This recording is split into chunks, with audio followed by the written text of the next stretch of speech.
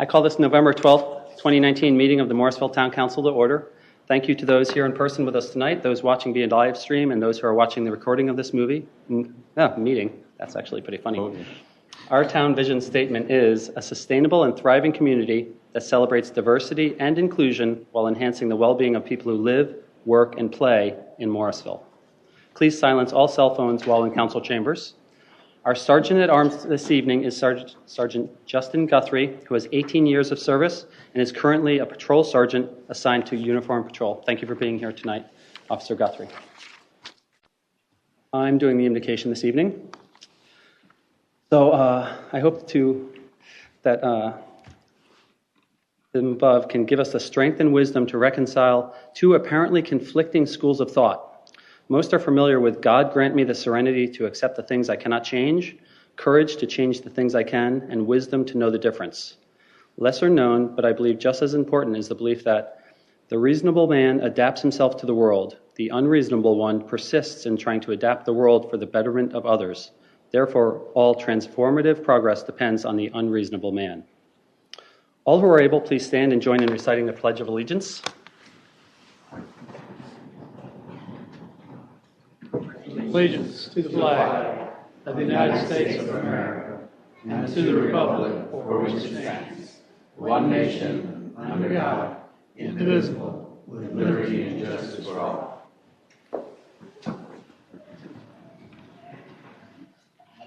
The people out there. Before we adopt tonight's agenda, Town Council policy is to review and ensure there are no conflicts of interest or appearance of conflict of interest with any items on the agenda. Does anyone have such a conflict? No conflict. Does anyone have any suggested changes to tonight's agenda? Yes, Mayor. I would like to add a presentation 6C, driver distraction, like some of the kids want to come and present it. A short distracted driver presentation given by some children from the community. Will the council support that? Adding it as 6 Charlie. Do we know how long that presentation should be?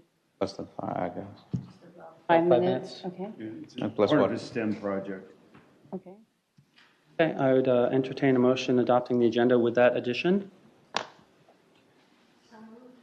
Second. All those in favor, please say aye. Aye. Any opposed? Okay, that carries unanimously, 6-0. We have an agenda. Our public address will occur at 6:30 p.m. or following the completion of the item in progress at that time. If council is hearing another item during that time, staff will complete the item and receive public address for up to 30 minutes, then resume regular item discussion at the end of the public address period. There are now 3 presentations this evening: the 2019 Morrisville Environment and Stormwater Poster Contest Award Ceremony, the introduction of our new Assistant Town Manager, and the distracted driver presentation. At this time, Steve Dickinson, Parks and Grounds Superintendent, and Scott Hoover, Chairman, or is it going to be Beverly? I think Beverly Gold-Yuxon, the Chairman of the Morrisville Environment and Stormwater Committee, will present the awards.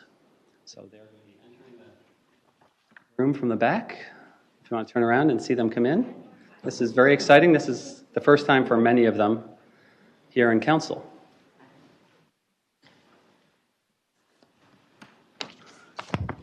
Sorry to give you.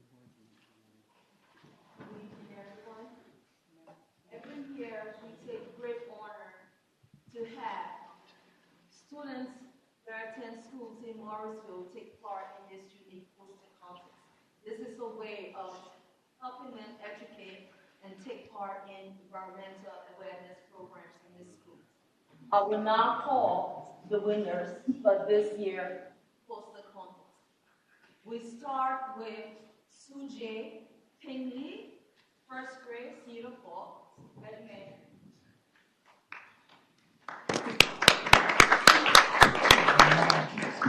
Just hold your claps until all the names have been called, and then we all can just give them a big round of applause. The next one will be Sahi Venkat Katuru. Second place winner, kindergarten, Weatherstone Adventure.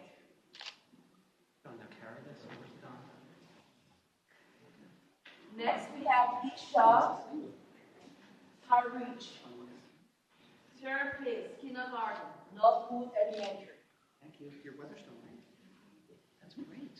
Rob Mulford. Next, we have RJ, Aju, Bajaba, first grade, Austin Bridge Elementary.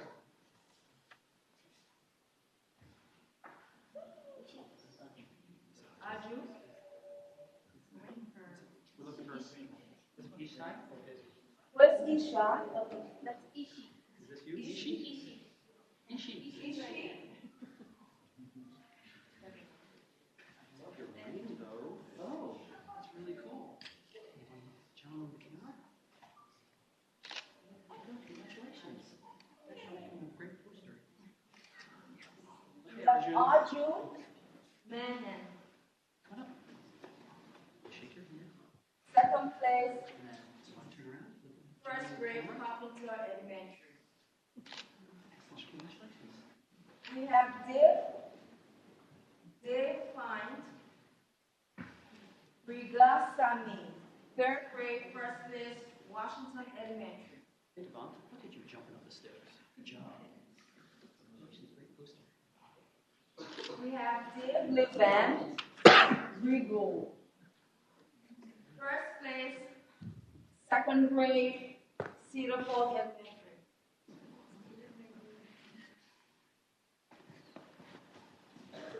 It's good to see you again. That's good. Good call. Provenja, Sabina. Third place, second grade, Cedar Falls.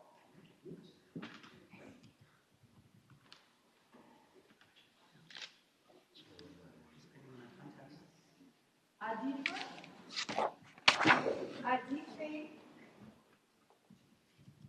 Silvered, Daphne.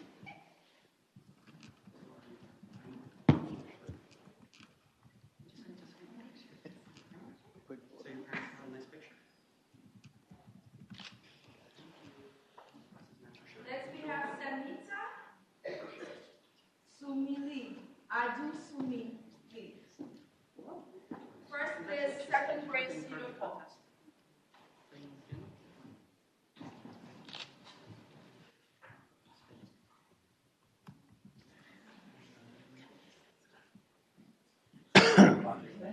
We have Barbara Street, Savi Run. Second place, third grade, Cedar Falls.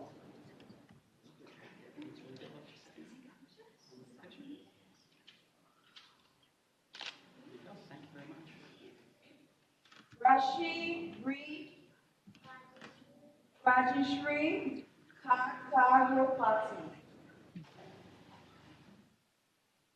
Excellent. Can you say it right? Third place, third grade, Austin Ridge.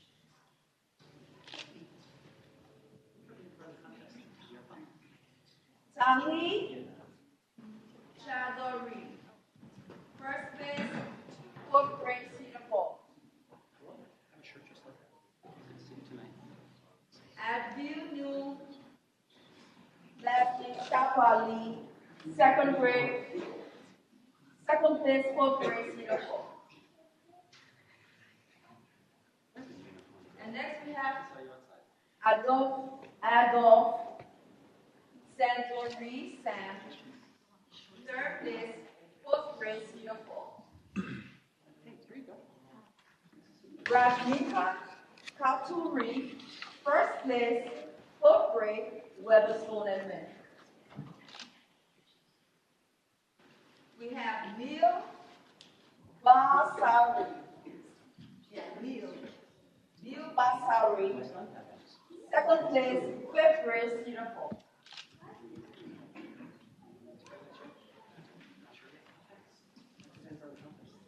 Anya KS.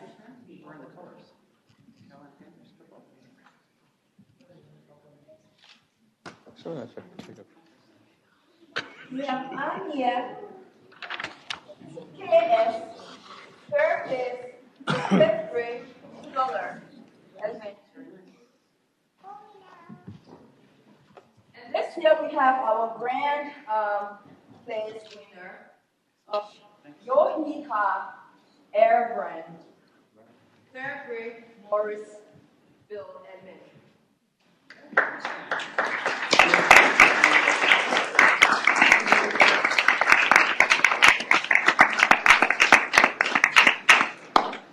And on behalf of the Morrisville Environmental and Stormwater Committee, we present you our 2019 poster contest winners.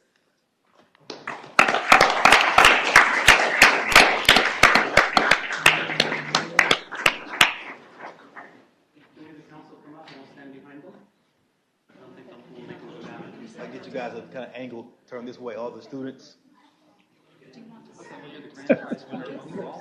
Nobody cares about it. Can I get you one hand on here? Yeah. Can you hold the poster kind of on the end so we can get the... Chairs? Okay, we're here now. Yeah. Don't worry about holding that up. All right, guys, you can focus this way.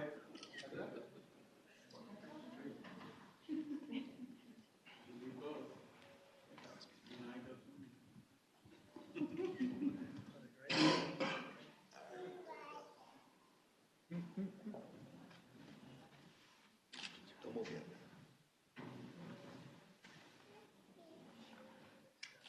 Can you do a straight shot?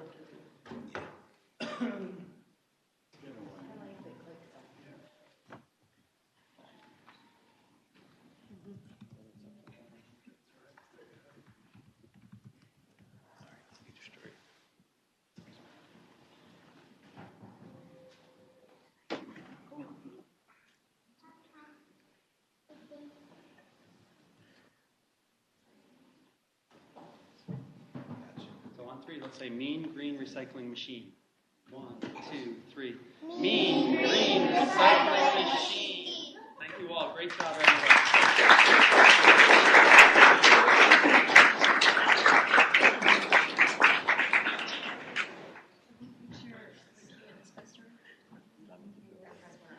Okay. Can we do it with the council? Yeah. Okay. Council?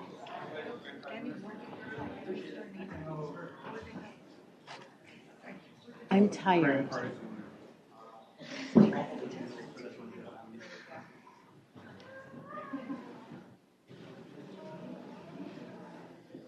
Head over. Don't need to.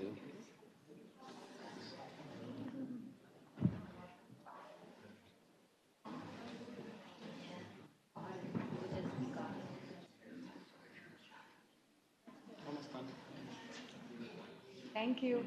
Committee member, you good? Got it. Excellent. Want to come get this? Good job.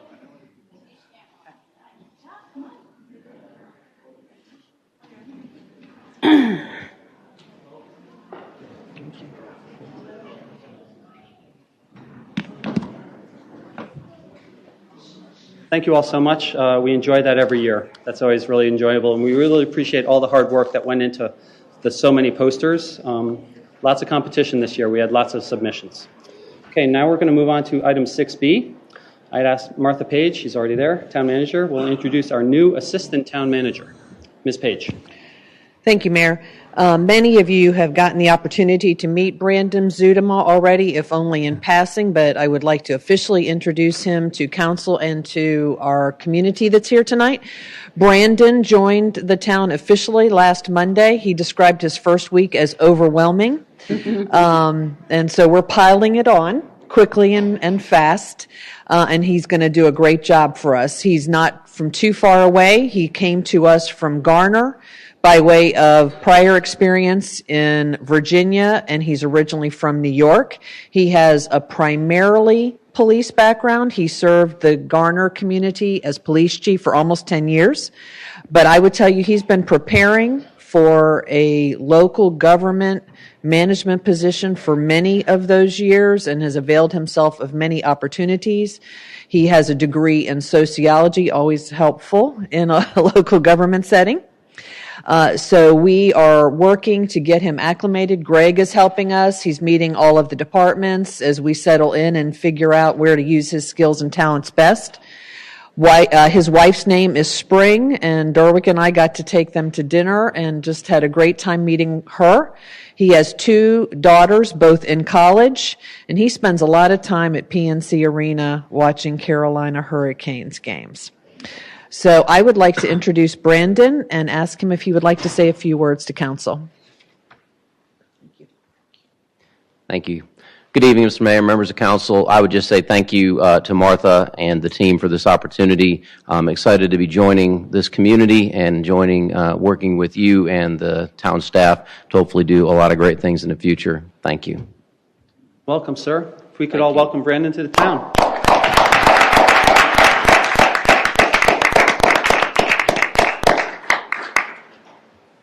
Our next presentation this evening is item 6C. If that group would like to come up and go to the microphone and explain a little bit about what we're going to see, then you can give your presentation, please.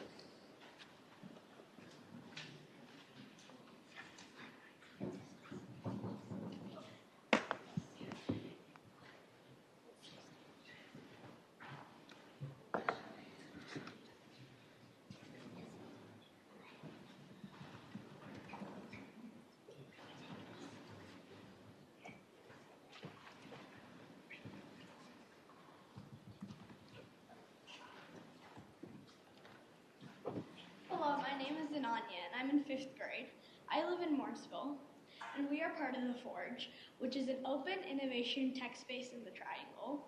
Several teams in the Forge participate in First LEGO League, which is an international competition organized by First for elementary and middle school students. We are working on this project to make our roads safer. We have identified and researched a significant problem caused by distracted driving in the public space, which is roads. Here we present a simple skit to create awareness and promote the product Driving Champ. We appreciate your feedback to make this product better and our roads safer. Please send your comments to the email on the screen. Thank you.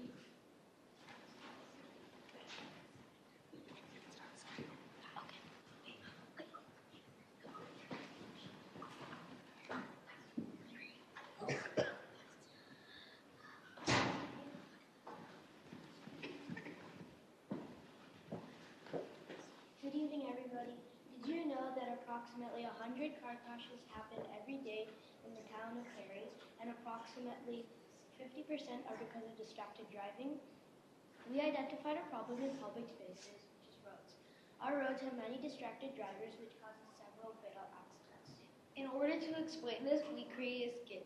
This skit is by a boy named Billy who has been distracted several times while driving. Fortunately, he has been aware of an app that will let him focus on the roads and not be distracted. Sit back and enjoy the skit.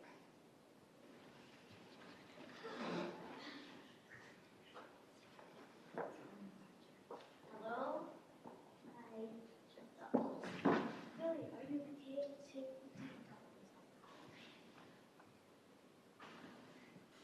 Billy, why are you back? I keep getting distracted by my phone. Dr. Billy was distracted while driving. I assume he was texting.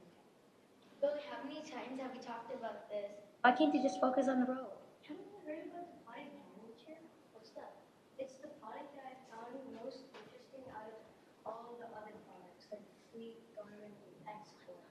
I'm going to show you an ad that will show you the benefits of the product driving. Hello. Did you know that there are approximately 100 car crashes happening every single day in town of Cary? Two experts claim that they have found a solution to this problem. Yes, we do. We have created a product called Driving Champ that will help solve this distracted driving problem. Okay, tell us about your app. Our app has 3 parts. The first part is the brain, the programming, and controls the sensors. How many sensors are there? There are 2 categories of sensors. One is internal and the other is external. The internal sensor will monitor the driver while the car is in motion. If the driver attempts to pick up his phone, the phone will alert the driver using the voice. Okay, so what do the external sensors do? The external sensor monitors the outside. It sees if there are any cars, railroad, signal, stop sign, that he's about to crash into or about to crash into him. For example, if the car was going high speed toward a stop sign, the app will alert the driver to slow down or stop. Another example is if the car and land in motion of a pedestrian crossing or intersection, the app will alert the driver to slow down or stop. Okay then. Where will you put the sensors, and how could I get it installed into my car? The internals, we don't put this on. Strategically put the cameras to cover the maximum line of sight. The internal sensors will be on top of the visor, and the external sensor will be outside on the corner of the headlight before the reflector and on the hood. Our app is aftermarket. Not many cars have this feature, so we have a bigger market. Our app is very there is no other app like this in the market. Okay, what if the driver attempts to touch his phone? The driver cannot use his phone as long when the car is in motion because the phone will be on lockdown. Our cameras are intelligent enough to detect whether the passenger is using the phone or the driver is. The passenger can use the phone, but if the driver needed to use the phone, he can ask our app for listeners to call, text, play music, and the app can give you suggestions. Well, that was very interesting. Thank you for your time today. Bye. Billy, this sounds interesting. I hope you won't get distracted anymore. Yes, I'm certainly get this installed in my car, and I would like to see it again.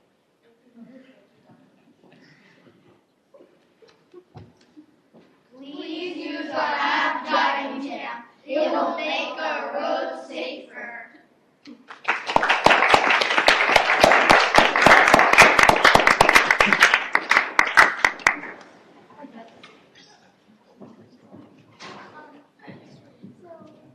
I wanted to take a moment to sincerely thank our town council for accommodating us at the last minute.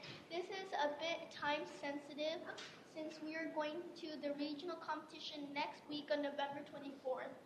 Special thanks to our town council member, Mr. Satish Garamella, for his guidance and valuable inputs. Also thanks to our member, Mr. Michael Schlick, for his feedback. We would appreciate feedback from all of you, especially town of Morrisville police and firefighters, to make this project a successful. Thank you all.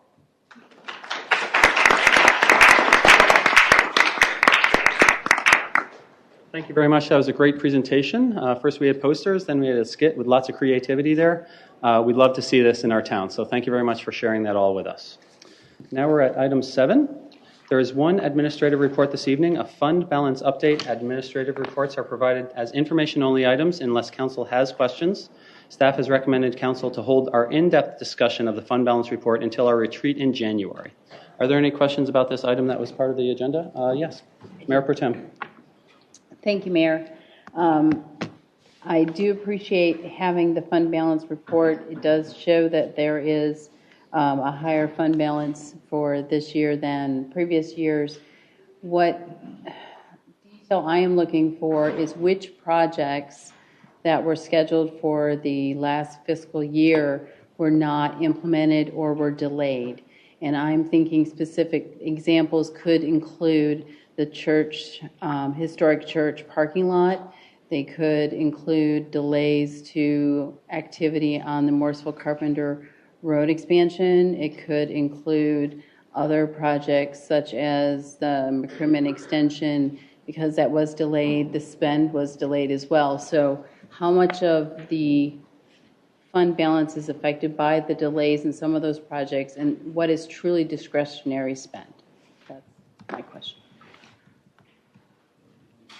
No, Okay. I don't expect her to have it all prepared, but those are the questions I will be looking for some detail when we do have that in-depth discussion. Councilmember Garamella. I think in the same grounds, more than assigned projects that we know, but there are yearly allocations like sidewalk. We spend, say, 100,000 or 150,000. So when you take those assigned money already over a period of time, like it's all, I think, pulling up into this one.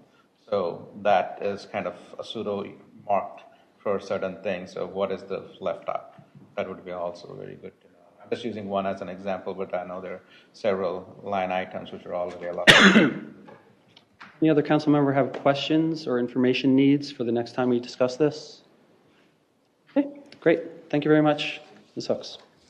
Now we're at item 8, action items. Oh, okay. Can we get those cards? We didn't get it. They're down there on the table. Okay.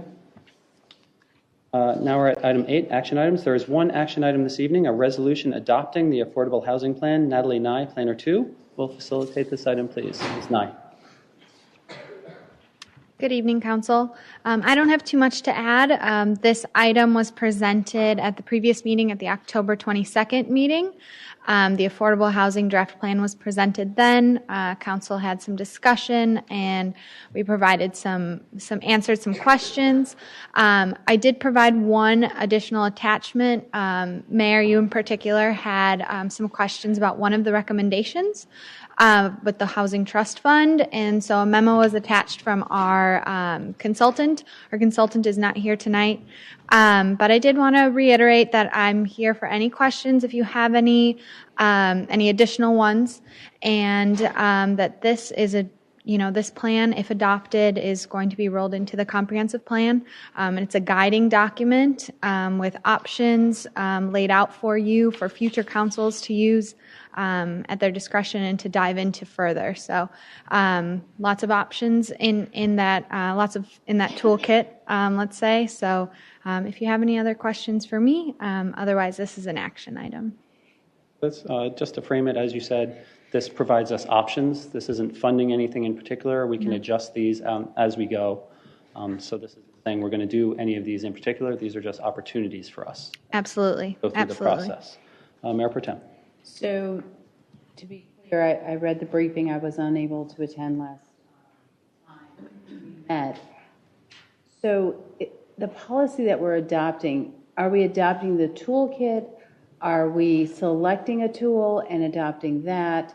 Because the trust fund idea, there was a hybrid. There was like Morrisville runs it alone. Morrisville works with Wake County and other municipalities. Sure. So what are you looking for tonight? Yes. Are we adopting that set of options? Yeah, we're adopting the set of options along with the housing study.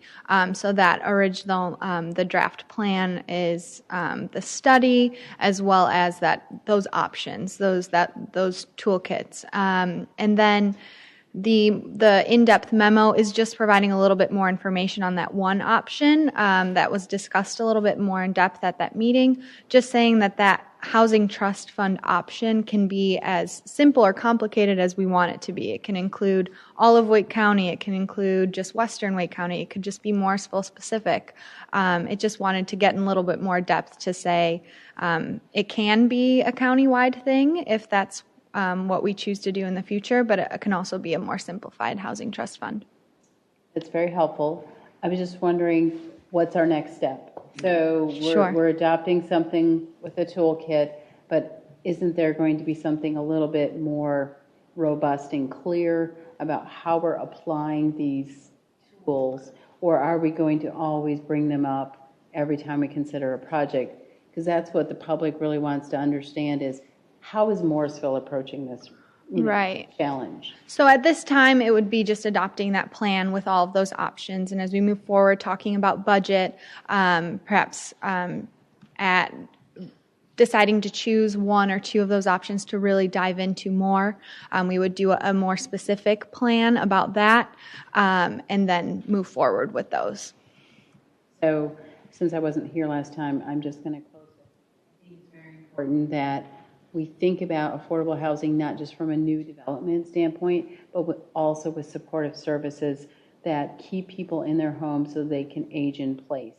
That might mean that fund, as I read it, could help somebody put a roof on their house, or it could fix some leaking something somewhere. It would allow those big expenses that people sometimes incur on fixed incomes that can't afford to provide that sustainability. And Wake County does have a program, but also if Morrisville helped with that as well. Plus, of course, the workforce housing. Right. Absolutely. A housing trust fund could help with the building of new affordable housing. It could also help with the preservation of housing. So that's the flexibility with that. Seeing no other questions or comments, Councilmember Garamella. So after we adapt the option, so I'm trying to understand, say, next time the budget comes around, but what kind of a toolkit do we have that we could use it when either the development comes or, there is some kind of a partnership? Will staff hash it out before it comes to us? Or, because I'm just curious, you're adopting a plan with certain, parameters, and that could be tailored to every project. Then I don't think we are here to basically tailor that project to meet some of these needs. I'm hoping the staff will. Sure, absolutely. Staff is definitely here to help facilitate that. Okay, sounds good. Thank you. Councilmember Rao. Yeah, I just want to, I agree with everyone. I think having the toolkit is very helpful, but for me, I think having a specific timeline that we know when we're going to evaluate these tools, going into the new year and retreat, how do we focus in on, what we want to do with affordable housing? I want to thank everybody for bringing this. I think it's we have a niche, and market studies, basically, in the consultants, it made it sound like we don't have an affordable housing problem, but I think the way we define it can be very creative. Be something that differentiates the town. So I just hope that we can be proactive in making sure that, the months go by pretty quickly, and so when we're evaluating this, maybe in the retreat, we can bring this up as well. Thank you. I think there's probably support for having this topic, and we can let Martha know that. Councilmember Johnson, please. So I was just going to follow up with that. I think there needs to be a great deal more in-depth conversation about what exactly we want to do. It's great to have a toolbox, but it's the devil's in the details. And I believe the rolling calendar that the town manager gave us said we're going to have a discussion on December 10th about what we want to, what items we'd like to see on the retreat agenda. So I think that's an opportunity on the 10th to chat about whether this is going to be a retreat. Great. Thank you very much for the report. I'd entertain a motion to adopt.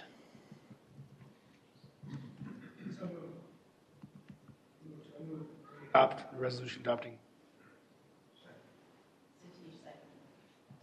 Discussion on that motion. Okay, all those in favor, please say aye. Aye. Any opposed? Okay, that carries unanimously 6-0. Thank you all. We have an adopted plan.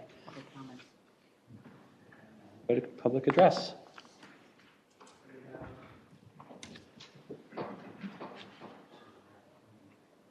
Okay, great. So now we are at the time for public address. Members of the public may sign up to speak on any issue of their choosing and will be provided 3 minutes each to share. To be fair and respectful of everyone's time, I'll thank speakers when 3 minutes have elapsed and ask them to conclude their thought. Speakers can then provide any additional thoughts in writing or via email to the town clerk or the council at their convenience. Thank you for your cooperation. And we have two speakers tonight. We have Steve Lauderdale and Eric Lytle. And if you could say your name and your address for the record. And Sure. then you have 3 minutes, sir. Good evening. I'm Steve Lauderdale. I live at 2104 Glade Valley Lane in Morrisville. I wanted to bring a school issue to your attention. As you know, there are 3 Wake County elementary schools in or near Morrisville. Cedar Fork, Morrisville, and Morrisville are within the town of Morrisville corporate limits, and Parkside Elementary is in the Wake County part of RTP, but with a Morrisville post office address. Of the 3 elementary schools, Cedar Fork is the only one with the traditional calendar. In addition, Cedar Fork is one of 21 CAP schools. Next slide, please. I understand that in June 2021, Cedar Fork Elementary may lose 8 temporary classrooms due to an expiring permit from the town of Morrisville. If this happens, this could be bad news for Morrisville families. The loss of 8 classrooms due to a permit issue would reduce the school capacity. In turn, that could eventually force Wake County to convert Cedar Fork to a year-round calendar to accommodate more students. So I wonder if the town council can do something to encourage Wake to retain the 8 classrooms, and I wonder if the town of Morrisville can do something to facilitate the bureaucratic process to retain the classrooms. Even though this is June 2021, I understand that the school board is now looking 2 years out on assignments. For example, transfer season starts in February for the 2021 school season. 5th graders are leaving, kindergarten kids come in. When a school is capped, Wake County on a case-by-case basis lets other kids come in if they have capacity. But if they believe they will not have that capacity, they won't accept those kids with the idea that they might have to kick them out. So they're really on a 2-year planning cycle. That's why I wanted to flag it for you at this time. Thank you. Thank you, sir. The next speaker is Eric Lytle. I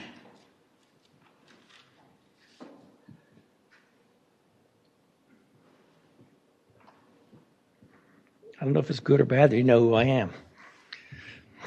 Anyhow, I'm here to request your assistance in handling the light pollution coming from the new food hub. Because it looks like when they put the parking lot lights up, they got them so they're shining towards my property instead of putting them on the other side so they shine toward the town property. And I've been with them since July. That's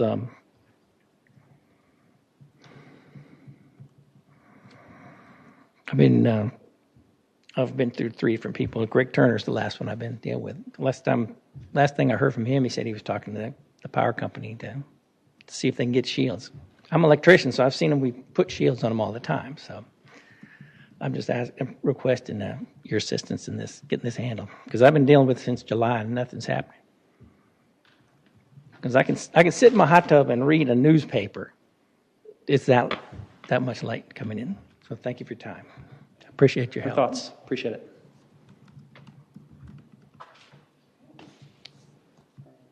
Item is a new item. Item 9, there is one new item this evening, a resolution appointing advisory board and committee members. Eric Smith, town clerk, will review this item and balloting procedures. Mr. Smith. Right. Good evening, Mr. Mayor and members of council. As many of you know, the official recruitment for fall appointments was held October 4th through October 21st, 2019. It included a variety of outreach mechanisms, which are noted in your packet. There was no special focus for this recruitment, as all boards and committees had vacancies or expiring terms, except for the recently filled Public Education Advisory Committee. A total of 7 new applications were received during this recruitment period, and there were 22 eligible applicants remaining on file from last year. During this appointment cycle, there are 12 vacancies and 10 expiring terms to be filled. Previous applicants were contacted to determine if they were still interested in being considered for appointment. Those that were no longer interested were removed from consideration, and those who didn't respond will still remain for consideration. Residency for each applicant has been verified and all reside within the town of Morrisville town limits. And as has been staff's practice, supplemental questions answered in the application have been provided in both PDF and Excel format as an extra resource to facilitate council review and selection.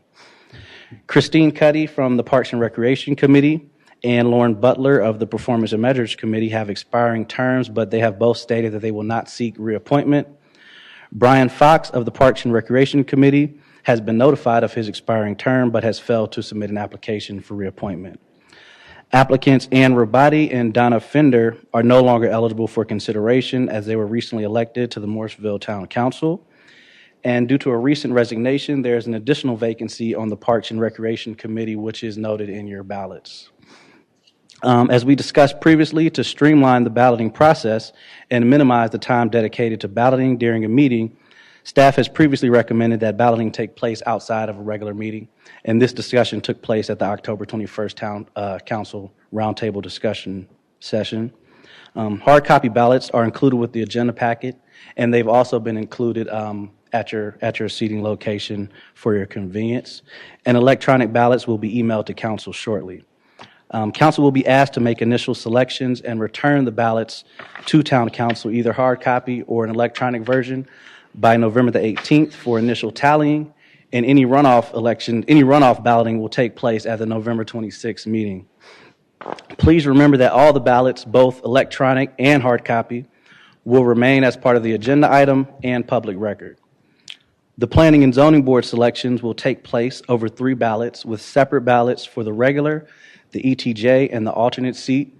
And we have also confirmed that, like in recent years, the ETJ seat can be filled by a non-ETJ resident. Also, there are a handful of applicants that have applied to serve on more than one board or committee. Please be mindful that the applicants can only be appointed to serve on one at a time. Staff believes that the additional time for the balloting process will allow council to easily navigate these type of issues if they arise. And I'm going to demonstrate the electronic ballots to you, but before we start with that, were there any questions regarding the actual process? No? Thank you. All right. And so I'm just going to do a quick demonstration of the balloting process.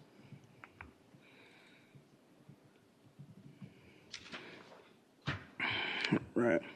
And now, if you look at the screen, the ballots currently are an exact duplicate of the hard copy ballots, except that we've added selection and signature, electronic selection and signature capabilities to each ballot. So voting on the electronic ballot is going to be very similar to the hard copy process. You're just going to place an X next to the applicant's name that you choose to select. So, for example, on this first ballot, all you would need to do is click one time to the left of whichever applicant you would like to select. And once you click, it's going to notate that selection there on your PDF. And if you do make an accident or you want to reverse your selection, you're just going to click it again, and that's going to remove the check mark. Once you voted on a particular ballot, your next step is going to be to select your name from this drop-down menu. And I think I'll be the mayor for today, so I'll select Mayor Cawley. And once you select your name there, your next step is going to be to simply sign off on your ballot by placing your initials and the date. You can use a short form date, long form date, whichever suits you.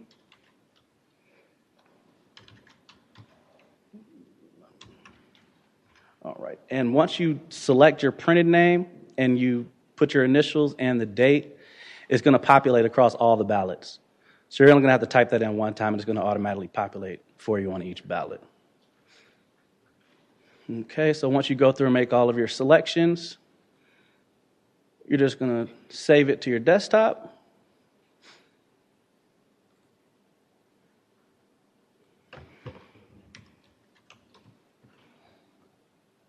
And then you can email the completed ballot to me, and we'll tally it from there.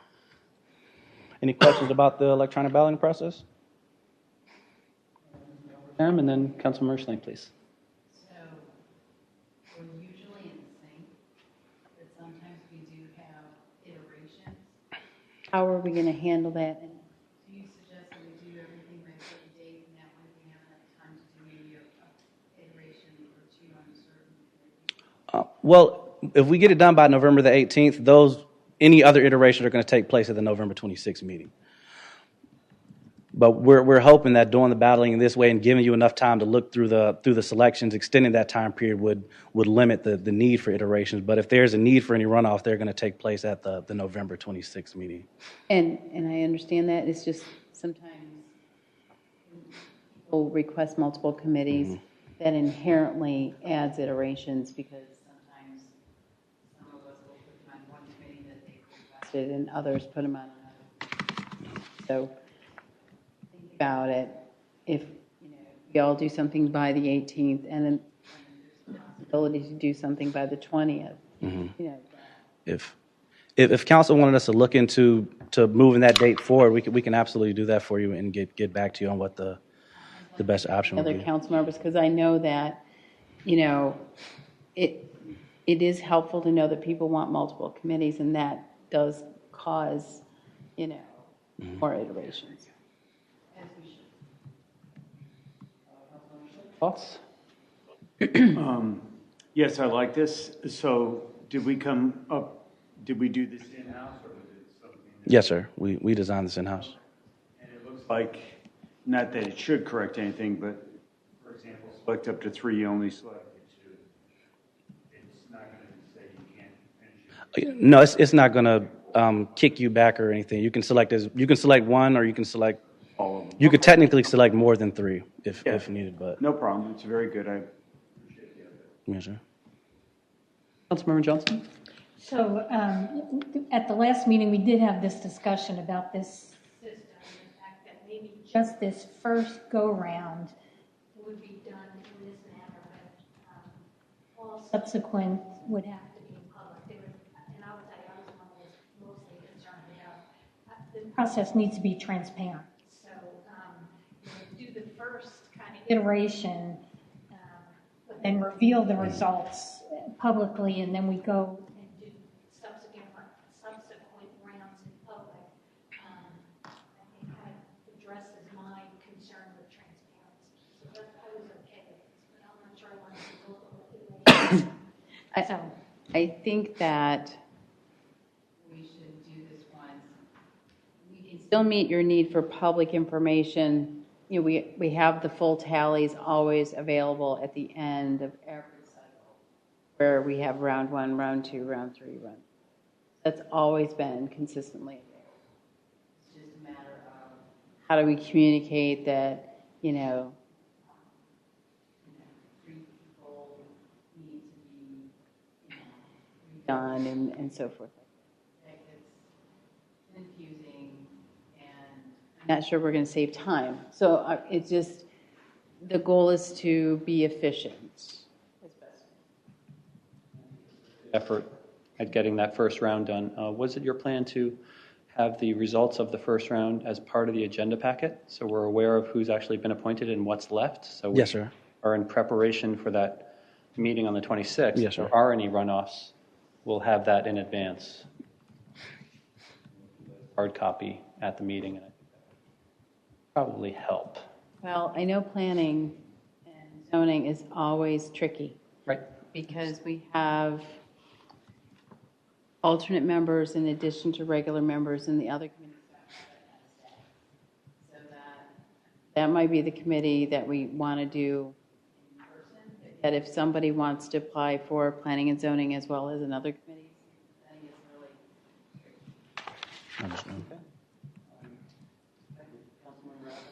Yeah, I just think that this is great work for a first step. My concern is just making sure that it does reduce the amount of time. And it does get complicated when, we can't meet a lot of the people applying. And I just would encourage us to have open communications with each other so that we get these ballots in. Normally, we're all on the same sync, but when there's multiple applications and different committees, there's no process we have, but just make sure that we call each other, that we're, asking each other what we think of these candidates.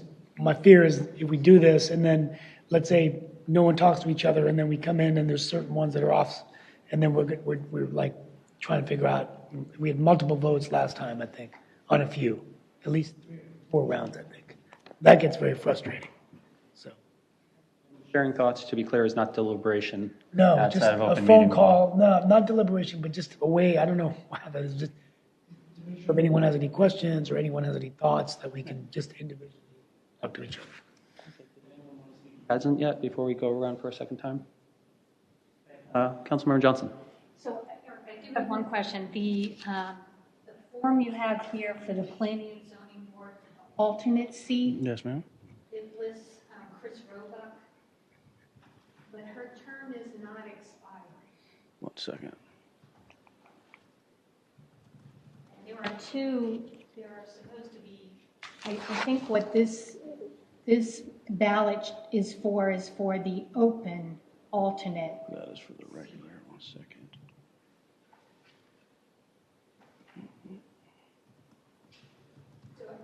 go back and double check all of that, but her term is not up. So what I'm saying is she is already, if she remains, we could put her somewhere else, but if we put her somewhere else, then she can't serve. I'm not sure we want her name on this ballot. That's what I'm getting at. Yes, She already serves as an alternate. We need a second alternate. So if we pick her, we still have an open alternate seat. This is correct. Councilmember Johnson, that's correct. Just want to also observe, but you would be extending her term as an alternate. That clear. Okay, then let's make that clear. There are two, thank you for that. Those alternate seats have two different dates. Correct. Okay, then could we make that clear on the ballot as to what her current date is and what this seat's date is? Yes, ma'am. We can make those changes.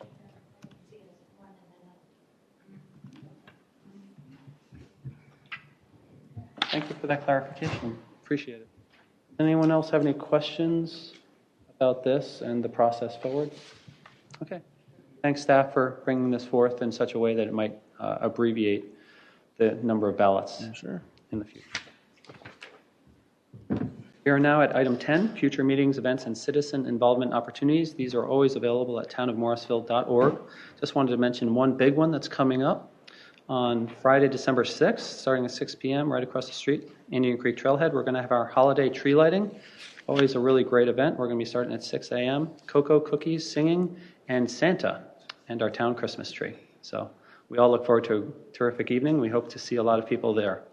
Now we're at item 11, council and manager comments. Town manager Page, do you or staff have any additional comments this evening? No, sir. Are there any council members who wish to make any comments at this time? I'll jump us off real quick and just say thank you to all the veterans and their families for the sacrifices they've made to help our country to be such a great place to live. Thank you to Councilmember Schlink and the many town staff who have served or are currently serving in our armed services. You have our gratitude, and thank you to staff for putting on such a nice event.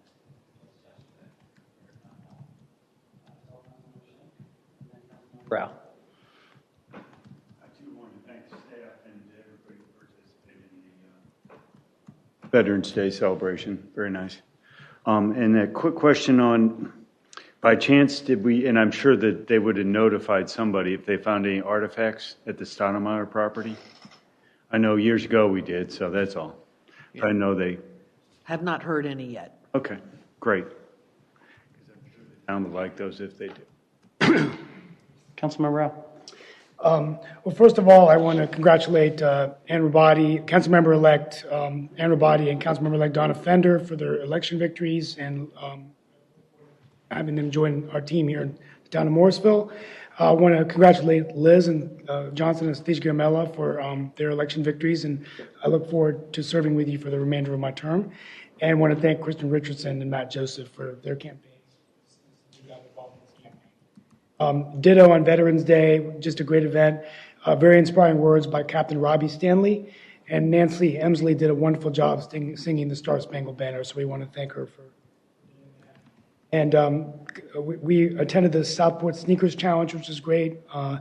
Dorcas Ministries event, some of us were there, and then want to thank the council and staff for facilitating the David Price event. Very engaging, very, very nice discussion. The final point, I know we have a lot of Cisco employees in Morrisville, and I had the honor of meeting and hearing John Chambers, the chairman emeritus of Cisco, speak at the CEO forum, and it was just absolutely incredible. He's actually from my home state of West Virginia, so it was pretty cool just hearing a West Virginia hero. But I would just encourage someone to Google some of the great work he's doing in technology. He's doing a lot of stuff with startup strategies for countries, lots of ideas on creating new jobs. So I just, felt like saying that today. I know that a lot of people are touched by John Chambers because I think there's over 4,000 employees that here that work at Cisco. So I look forward to the rest of the meeting tonight. Thank you. We're going to take a break for 10 minutes.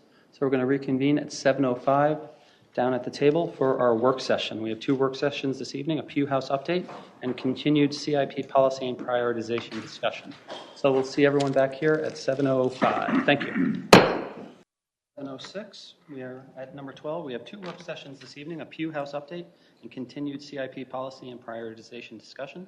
Giselle Rodriguez, Public Works Director, will facilitate our first discussion. Ms. Rodriguez.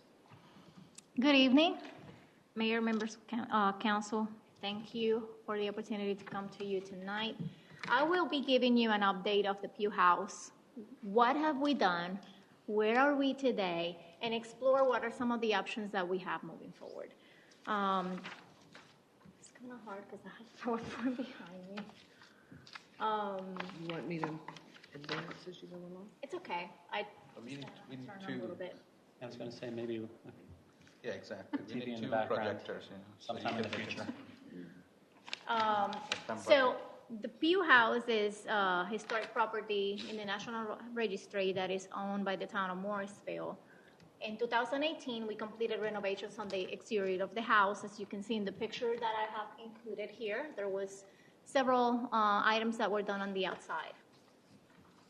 Just to give you an orientation as to where the Pew House is essentially kind of diagonal from where we are right now, and it's surrounded by streets. We have Morrisville Carpenter on one side, we have Church Street on the other side, and Page on the opposite side, and then Franklin Upchurch on the back side of it. So basically, the house is sitting like an island surrounded by streets.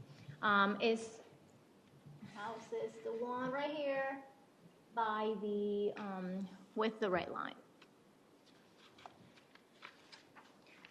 With the appropriation, with this year's budget, we did an appropriation of $75,000 to do the following things: asbestos removal and minor interior remediations, the initiation of site evaluation, including the parking capacity and the environmental review, and the architectural and engineering design work to return the facility to future use.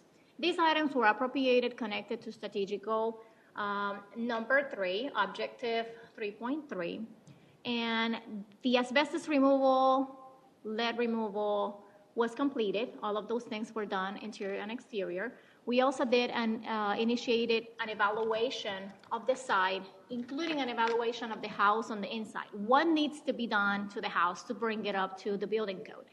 And we went through all of that evaluation, checking out what do we have to do plumbing-wise? What do we have to do to be able to have sewer and water connections? What do we have to do in order to have HVAC? And some of those things that we were able to identify, what's our starting point? What's really what we have here, and how much will it take to go one way or another? So that part has been completed. Now that brings us to the third phase, or the third part of that appropriation, which was, let's do an architectural design, engineering design for the future use, to do interior renovations. This is focused on the interior of the house. How do we update it, and what do we do with it? So in order for us to go through that phase, to be able to complete the architectural design, we need to be able to identify what the future use will be, because the building code is what regulates that, and the future use defines what requirements do we have to meet. So what do we know today? We essentially have an average, a house that has 2,300 square feet. We have land size of 0.25 acres. The Wake County tax record value has valued the property at $208,000, that being $80,000 for the land value and $128,000 for the building value.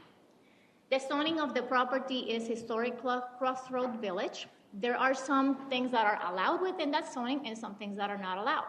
So within that zoning, we have small-scale retail, bed and breakfast, restaurants, and office uses that are allowable uses within the zoning. But we also have offices for government services and administrative offices that are not currently allowed.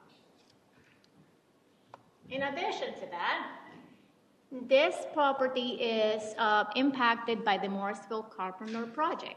And this drawing that I attach here is the drawing that was utilized when we did the public hearings for the project.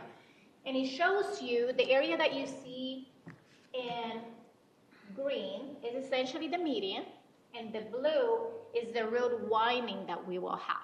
So you can see right now, the gray is the existing road. How much land will the property will take in addition to what we have right now? Based on the drawings for this particular project, right now the right-of-way widening across that frontage will be coming in at least 50 feet into that property. So the Pew House, right over here, as you can see this white line, that white line depicts the right-of-way line. That right-of-way line is not changing for where the Pew House is itself. However, the adjacent land, which is over here, this red line that comes across is the new right-of-way line, and that is about 50 feet in from where it currently sits right now. So on that adjacent lot to the Pew House, we are losing about that much area from the land. And that will be important for one of the options that we will be discussing in a little bit. So we have identified, right now we have 5 options that we have identified. And what I'm going to do is I'm going to break them out individually so that we can talk about each of them individually. So the first one is to list the property for sale as is, as it currently is, with no renovations on the inside. If we were to move forward with that option, we will engage with a broker that has a historic property experience. And with that broker, we will then define the listing strategy and identify what is the market value for the property. This will allow us to explore the interests of potential buyers for the property. There are some covenants that will have to transfer with the land to protect the historic designation of the property. And there is also some, given that it's in the National Registry, there are some historic preservation tax credits that will be available to private entities that are not available to us, being that we are a governmental agency. So that is the opportunity or the option for listing the property for sale. One of the other options that we have is outfitting the property for residential use. Based on the assessment, some of the minimum things that we have to do in order to meet the code, the building code, for this to be a residential use property, is we will have to install a completely new HVAC system. We also will have to redo the complete electrical connections and wiring for the house, because what we found is that what's out there right now does not meet the code, so we will have to essentially just redo all the electrical connections and wiring for the house. We will also have to upgrade the plumbing. We will have to do the water and sewer connections. The house is not currently connected to water and sewer service. The services are available to us that we could do the connection at any point that we decide to, but the connection is not already made, so we will have to do that. We will also have to install a concrete driveway, and we have estimated that just to meet the minimum of the building code, this will take about $250,000. This is not counting making any extras in addition to the building code to make it attractive for one way or another. This is just the bare minimum for the building code. Our third option will be the option of outfitting it for commercial use. So if we were to do it for the commercial use, again, some of the minimum things that we have to do to meet the building code, similar to the residential use, we will have to do a new HVAC, electrical, and plumbing. We will also have to do fire alarms, the water and sewer connection.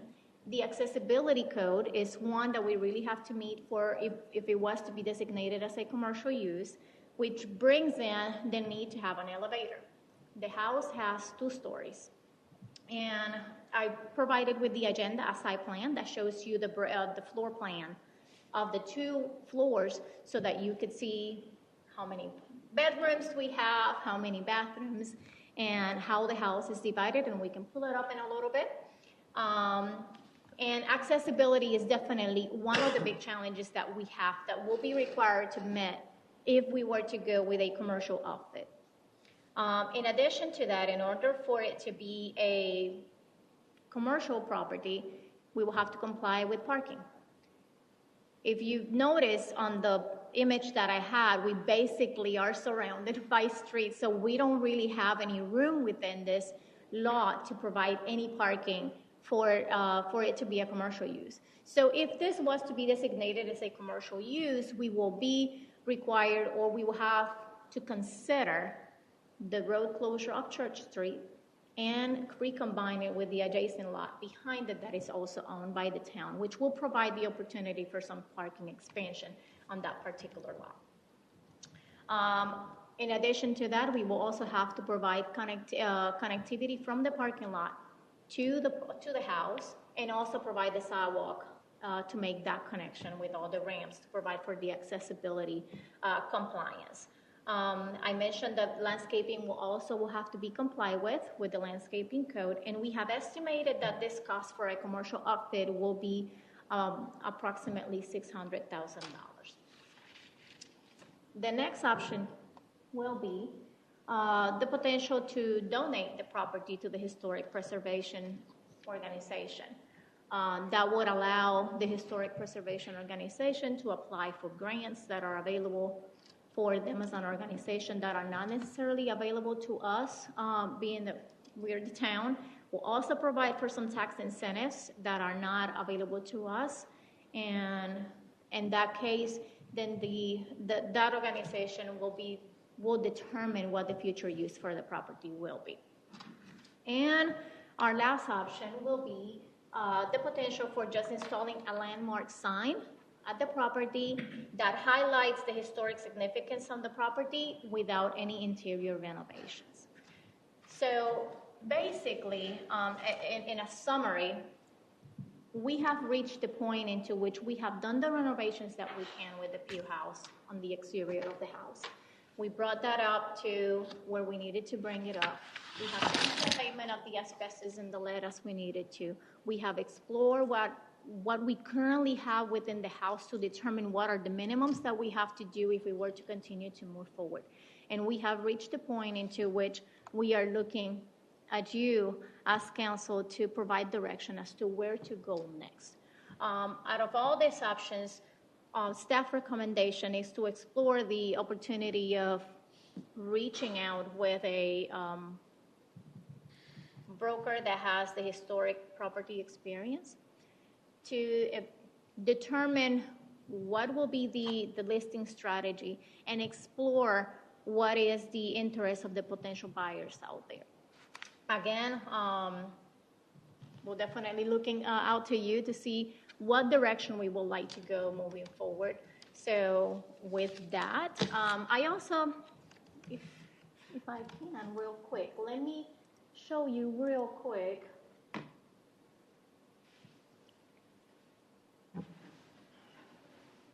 This is the floor plan that was prepared when we did the evaluation of the property. So you have one room in the front with a bathroom. You also have another bathroom right here adjacent to it, right past the stairs. And you have another room in the front that looks more like a living room. And then you go from this living room into the dining room. And you have here a fireplace that have openings to both sides, to the dining room, and also has an opening to the kitchen. You have the kitchen back here with a laundry room and another bathroom and another bedroom on the back. On the second floor, you have 2 bedrooms or 2 rooms. So that's what we have as far as the floor plan for the house. We also had somewhat of a 3D model that was done some time ago that I also included it with the package. And I also included, to give you an idea of what are we looking at from the interior of the house, is I'm sure that not many of you have been able to see the house on the inside. There are some pictures that I took, and then I gave you some of those pictures and pointing to the direction as to where the pictures were taken, so that at least you can kind of have an idea of the conditions of how the house it is on the inside. This is the dining room. This is the living room. And these are the rooms on the upstairs.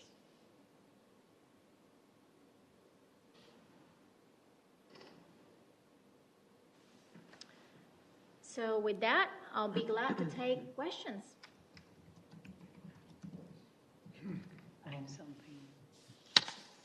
Mayor Pro Tem, then Councilmember Garamella.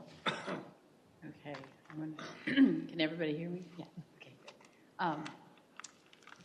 I was a resident of Morrisville when they moved the house from the original location, and it was a really big deal for the town to preserve one of their historic homes to a location that now, as we widen Morrisville Carpenter Road, is kind of in a very precarious location. When we develop the downtown, we are going to be losing a lot of all existing homes that are there today. Some have historical significance, meaning they've been there for a long time, and some have not.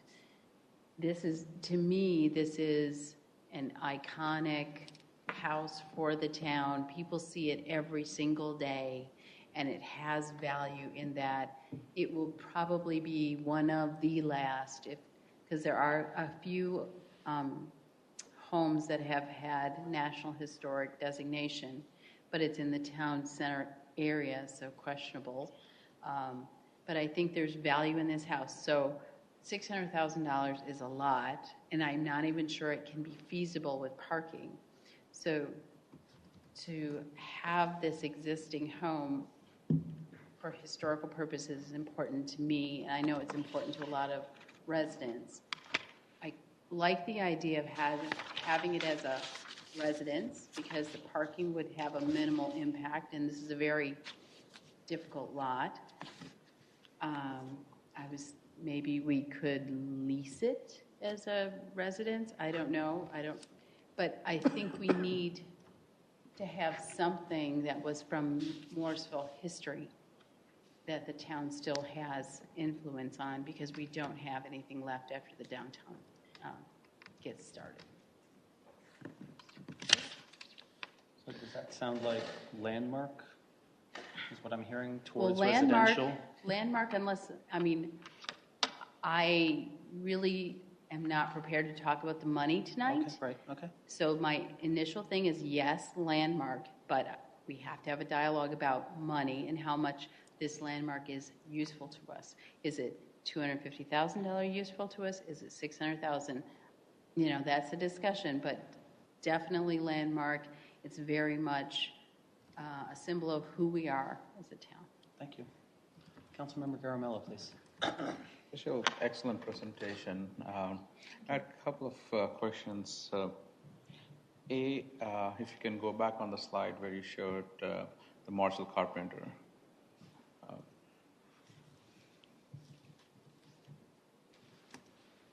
So in this one, I see Franklin up Church Road, but that is not impacting the Pooh house on the back, right? Yeah.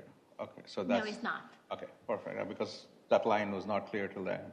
Okay. And then the white line is, but the damage is, there's no damage to the property other than, we are losing the right of way. But still the property will be in an intact position. The Pew House over here, that lot specifically is not losing any additional right-of-way. Okay. However, the lot behind it is losing about half of it. And that, I mentioned this is important, and I wanted to point that out because in the commercial option, we will have to consider recombining the Pew House lot with the closure of Church Street and this lot behind it in order to be able to make parking feasible. Otherwise, you have no room to make parking feasible anywhere in that area. So that's why I pointed out the widening of the right-of-way on that lot behind it, but the lot itself for the Pew House is not losing any additional right-of-way. Okay, so then it would be good if you can put how much land that will go when it is not just 600,000, doesn't factor the extra land that is going for the parking then.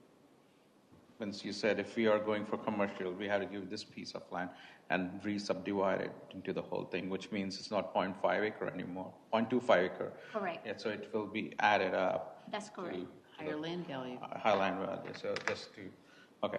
And why do we need an elevator in like commercial? I get it, if it is rented as a whole, then you don't need it, right? If it's designated for commercial use, the building code requires that you have an elevator to be able to get to the second floor. Okay, I'm just for. It seems, I would expect 3. A third floor would need an elevator, but 2, it doesn't, it seems excessive. Because, Yeah. okay, We met with the building inspections department just to make sure all of those codes that we had to do as a minimum so that we can provide you the correct value of how much it would take, because that $600,000 do factor in making the property accessible to meet the commercial use to include the elevator. Okay. And what's the current state of the external? Like, how good is it? How many years can it be? Is there some kind of say, okay, this will be good for the next 5 years from the money that we have spent a couple of years ago for all the changes on the external? Well, the external was just renovated in 2018. So that was just done last year. So it is good. It is in very good condition. Okay, so, all right, then my option would be historic land. And then interest in possibly making it residential or commercial into the future? Or? I'm going to say, by keeping it historic right now, you're not changing anything. We can change things in the future, but the reason I say is we are spending $250 and leasing, we got to fix any breaks or anything that come along with it too. And the same thing for commercial, if we put that in and do it. So I was just thinking overall, because I agree with Vicky, that is a landmark, thing, and to keep it safeguarded is more important than someone going and destroying internally or something that in the future that I don't want to get into. Yeah, the ROI at this point doesn't look great. More than ROI, it is like the feasibility of the thing. I don't want to sell it to a realtor or something. That's not something as is. It's a landmark for us. Yeah, it can stay the way it is for now. Okay, just to be clear, Ms. Rodriguez, the commercial lot next to it, that would be necessary. We have site control of that? We own that at this time? Okay, so that's very nice. Any thought given to making it residential and using it as part of an affordable housing asset? That could be part of our... It's a stretch, but, it depends on how we use the land adjacent. So that would be a unit. Could go in that direction. Councilmember Rao, then Councilmember Johnson, please. When we say residential, I agree with the fact of having it as a historic landmark. Just some thoughts are going in my head. In the past, I've been approached by some business people about making it a B&B kind of hotel kind of thing. Would that then transfer it into like a more commercial use? That would trigger the commercial use. That's correct. Now, okay. I think then I'd like to look at just keeping our options open. I mean, just agreeing that it's a historic landmark. But I think, I guess one option is the residential, but I think if we made it commercial, we would have the increasing cost. But could we, if a business person wanted to, turn it into a B&B, and then they would come and make the investment in the sewer, the water, the infrastructure. Of course, we would probably have to look at another location, what I'm hearing from you. If we did it, probably have to move it, right? If we did commercial because of the parking, the lack of parking, right? Well, if you did commercial, you have to consider the option of recombining the lots to provide some area for parking. However, because you have to consider the amount you have for parking, so the commercial uses will be limited, is what I'm saying. So you can have a commercial use there, but you have to consider you don't have a lot of land for parking. Yeah, it would be very limited then. Yeah, and we are speaking about a 2,300 square feet It's pretty small.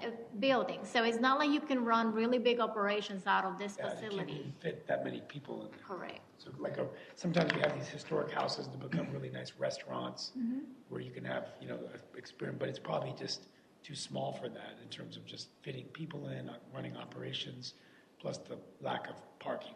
It would limit the potential use. So, I mean, I think for me, I still have to think about it. I like the idea of keeping it landmark. I'm open to it being residential, looking at maybe leasing it, seeing if there's a possibility of a B&B type, which would trigger the commercial, but maybe that you wouldn't need as much parking for that.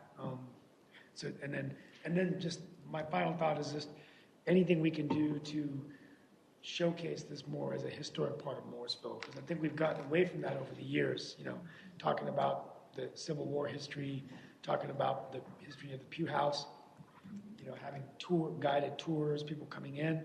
So sometimes even looking at, would it be better, like right now where it is, it's sort of there, right where you come through Morrisville, but would we want to put it like, in a more visible part of town, like, a town center, but I don't know whether we could do that or not. Would the zoning allow that, or no, it wouldn't allow that?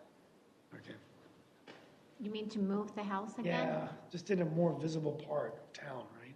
Because we're looking at the town center, we've got the library and looking at triggers, but if we had something like a historic landmark there, then it might give something for people to go and look at it and see it. But I just don't know. The zoning would that be? So I guess the question that you can bring back is it possible to move the house, or the fact that it's on the National Historic Register means that it needs to stay where it is? It's sort of been moved once. My understanding, based on the research I did on the information that we had, the part of the significance of the historic value of the property has to do with the orientation that it has to the railroad tracks. So if you move it away from the location where it is right now, it will lose its significance and potentially will lose the being able to be in the registry. So when I looked at the description of when it went in the registry, a lot of that history evolved as to that particular location. In fact, when the house was moved across the railroad tracks, it had to be rotated to have the same orientation that it had before to preserve and make the case for the National Registry. Because it faces the railroad tracks. That's the front correct. Porch. So That's that was correct. how people were oriented back then. And that has been talked about, that area right there, Councilman Rao, as our gateway as well. So I think the visibility might be nice there. It'd be nice if we had more things. We have the Page House a little bit further back, not as visible. Yeah, but, there's not as much there. You brought up some really good points, so I appreciate that. Councilmember Johnson. So I'm going to try not to repeat everything that's been said, but I have one more question while this map is up. We talked about the properties to the left of the Pew House. We also own the property to the right, and we've talked about acquiring that piece of the right-of-way, or the railroad right-of-way that's in that parking lot. Have we made any efforts what have we done with that? Do you mean the property over here in the front between? That old building. The building's gone now. That was Ben's Bargain Barn. So we own that property. Yep, that's right. And that where you've got the arrow right now is the railroad right of way that we talked about one time about trying to acquire, because that is of no value to them, that piece of property. So have we done anything? You're not aware where we are in that whole process? Okay. No. Because that brings more value to that whole area then. It's not just the property to the left, but now we're talking about, the abandoned road, both abandoned roadways and the Ben's Bargain Barn property. Okay. Well, that's kind of would be helpful for me. Because now you're talking a bigger property. At one time, we talked about the fact that we always knew we needed more parking there, but we talked about the fact that we could maybe put a park there. We could do all kinds of things because it is kind of the gateway into what's going to be the heart of Morrisville and our town government, and then our eventual town center up the street. So, okay. The other question I have too is on the slide where we talk about that offices and government services are not allowed. but office use is allowed. So I just need to understand what's the difference between those two? If office is allowed, sorry, let me go back. Yeah. Yep, those two bullets on the bottom. And if you can send that information, that'd be, or I could look it up myself. I should have looked at it myself.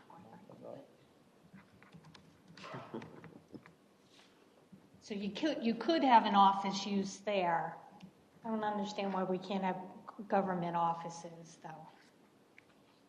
Because we rent government space in other office buildings. And what I mean by that, and based on what's in the UDO, offices such as like an attorney's office, or like a doctor's office, or some office of that private type. Now, if it was office for town operations, then that is not currently allowed in the code. In the event that that's the route we needed to go, then we will have to consider then any changes by text amendments. Because this is the historic Crossroads Village. That's zone. correct. Okay. That's correct. Okay. Okay. Okay, and then the last question I have,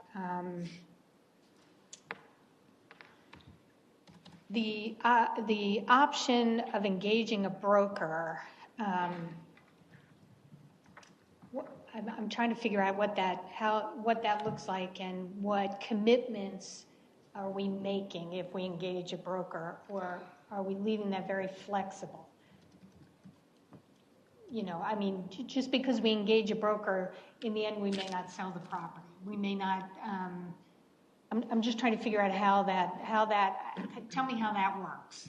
And I mean, by us engaging a broker doesn't mean that you have to sell. It's like if you were to have your own property and you engage a realtor to put it on the market, you put it in the market and you see the offers that you have.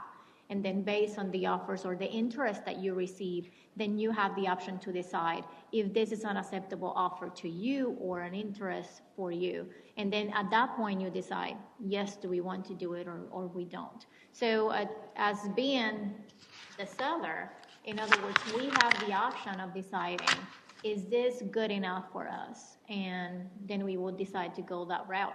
And I specifically mentioned engaging a broker that has the experience with historic property so that they can highlight the value of the property and that we can identify the correct strategy to then explore those potential interest. Okay. You know, it's 2019, so things are different today. It's a different market. Morrisville's in a different place. I thought a couple of years ago we did something very similar. I thought we had engaged a broker. We talked about doing that, and I don't know, you know, clearly we didn't go through with anything.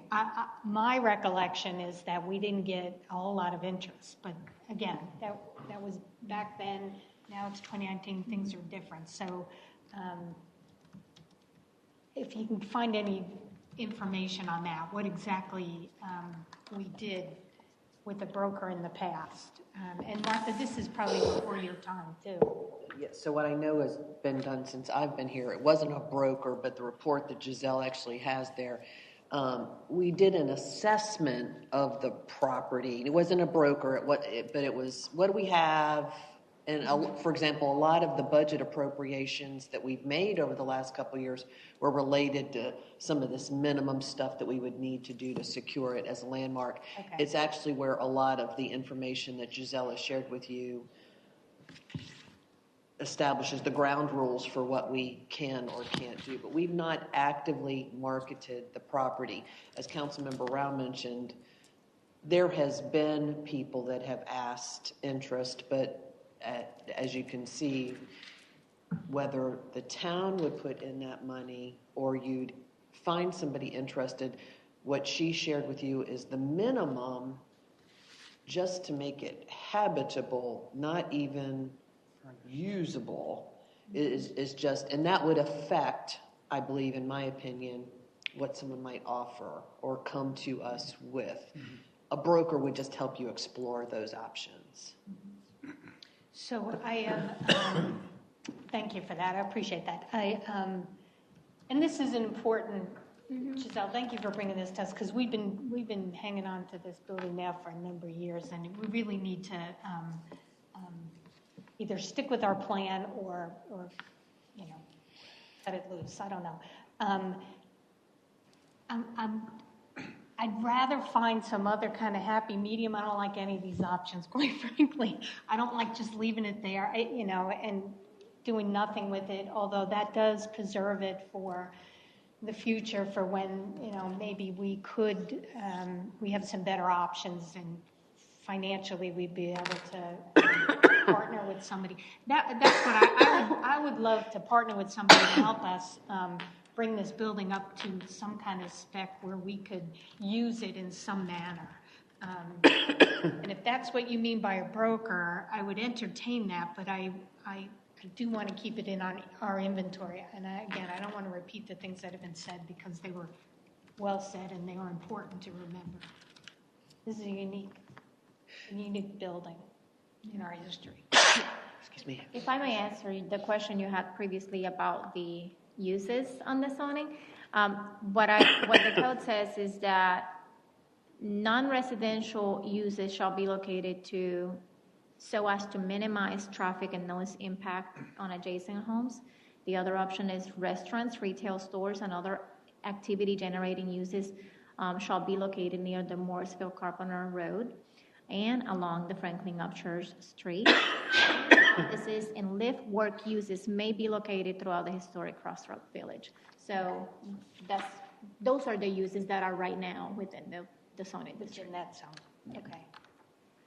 So what I heard was that sort of landmark for now, but interested in the broker option just to explore. Well, kind of the as-is according to their I want to keep it in our inventory. I don't want to lose it from our inventory. So that means landmark as a base.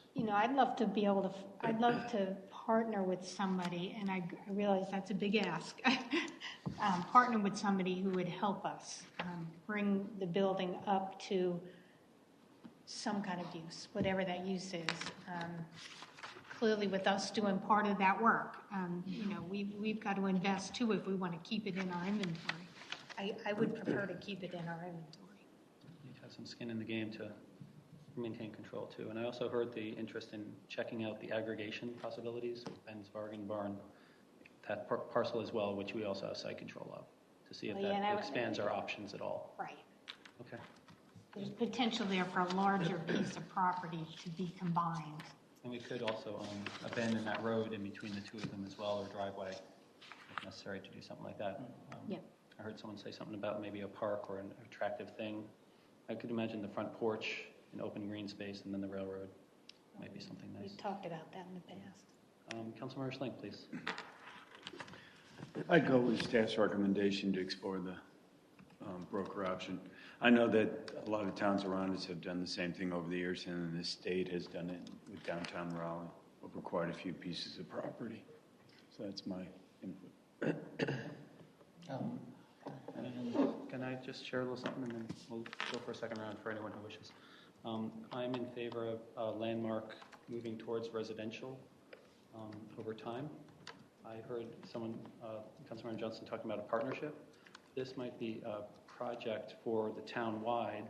We have lots of different companies that do lots of different work. If they want to participate in an effort to renovate and make this a project for our entire business and community, people who have skills that can maybe take off some parts of what needs to be done to bring it up to code. This might be an opportunity to really have some citizen engagement. We would obviously still have to oversee everything and be responsible for all the work, but it might be an opportunity for the business community to show their love for Morrisville and invest, and we'd maintain control. So it'd still be ours, but it'd be kind of like when Habitat for Humanity brings volunteers in with skills. It makes for a good team-building effort.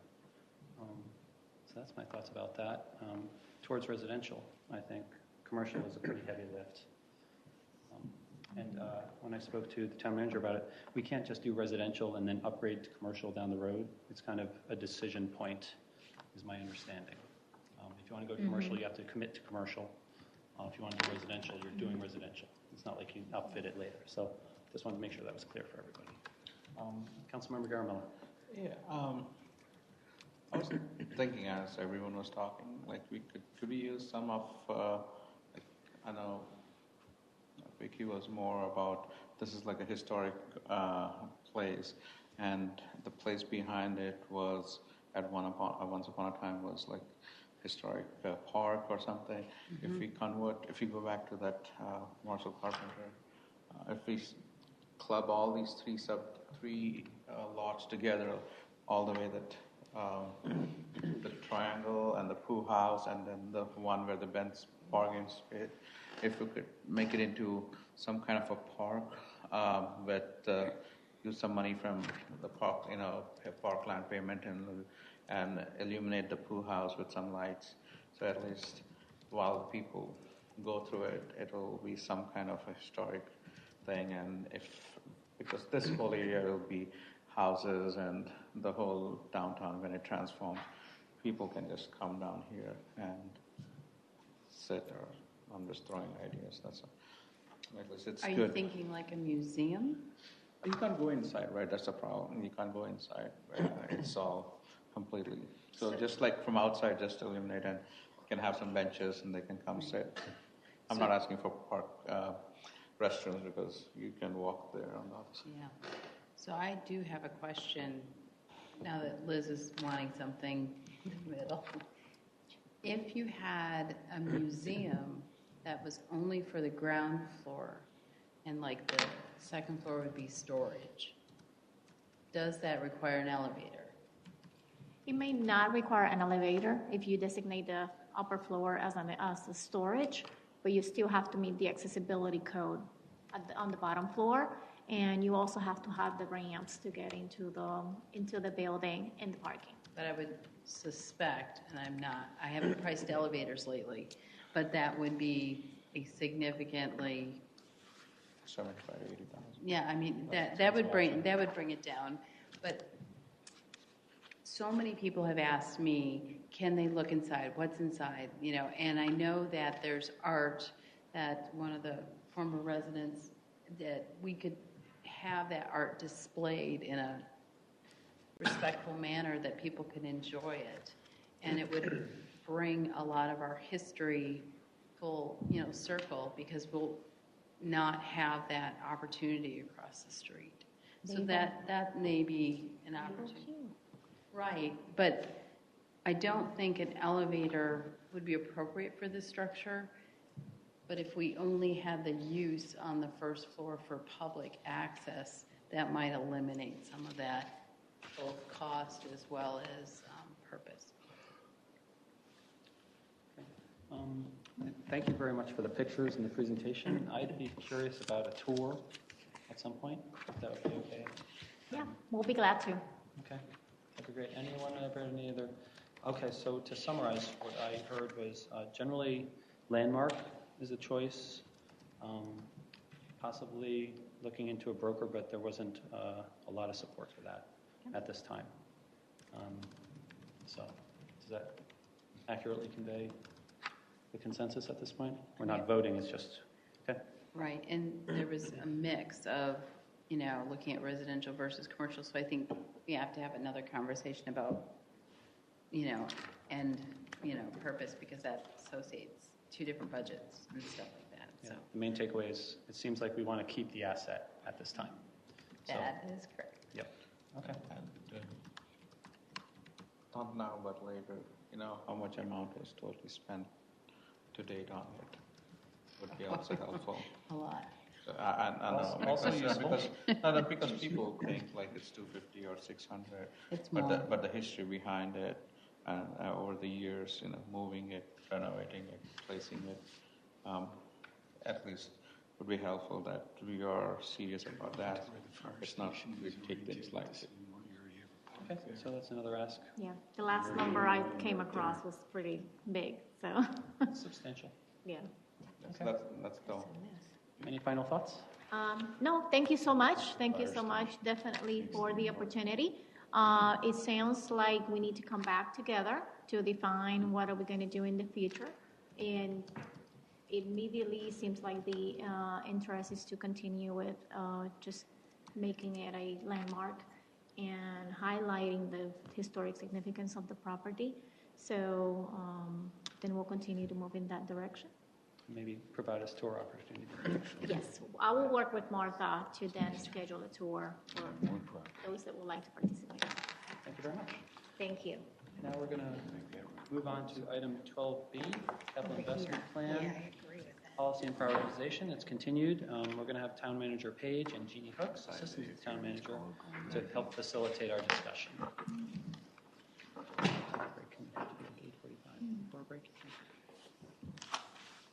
Yeah, but we need. Thank you. Thank you. How are you doing? You okay? Wait for that snowstorm. Feel free to stand up if you Not want gonna to. stop. It's going to be so exciting. First snowstorm. Ice. 46 minutes to make about 2 I hours. know, I'm starting to really love the hot weather. I love it hot now. I used to like cold. West Virginia is cold. No, I'm used to it like 85, 90. You're right. Humid. Are you waiting for Martha, or are you going to get us started? I'll just start on this. I need my notes.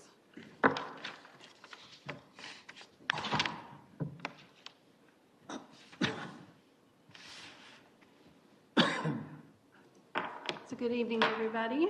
Good evening. We are here again to talk about CIP and bond referendum. Talking about those in tandem. Tonight I really want to focus mostly on going back to our bond referendum discussion.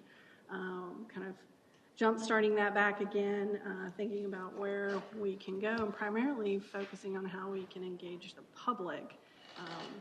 And I wanted to pass out the presentation. Thank you. Mm-hmm. Thank you, Jeannie. So we'll talk about it.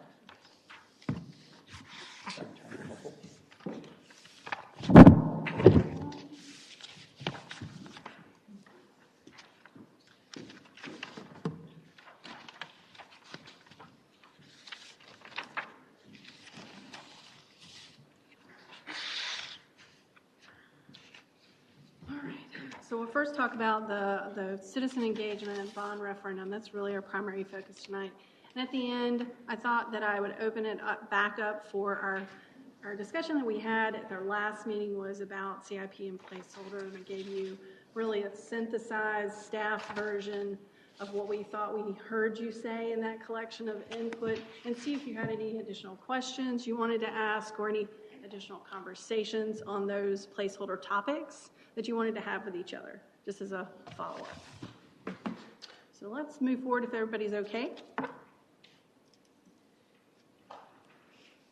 All right, so citizen engagement. What I did is I put together really a collection of what I think I see in the budgetary world of common practices with citizen engagement around bond referendums. So the typical levels of engagement here really fall in categories of inform, listen or consult, and involve and collaborate. And as we've talked about bond referendum, what we've done in the past, I know you've mentioned that 2012, we had a certain methodology that we used, and you guys keep going back to that a little bit. I'd say that was a combination of really involve and collaborate and inform and educate.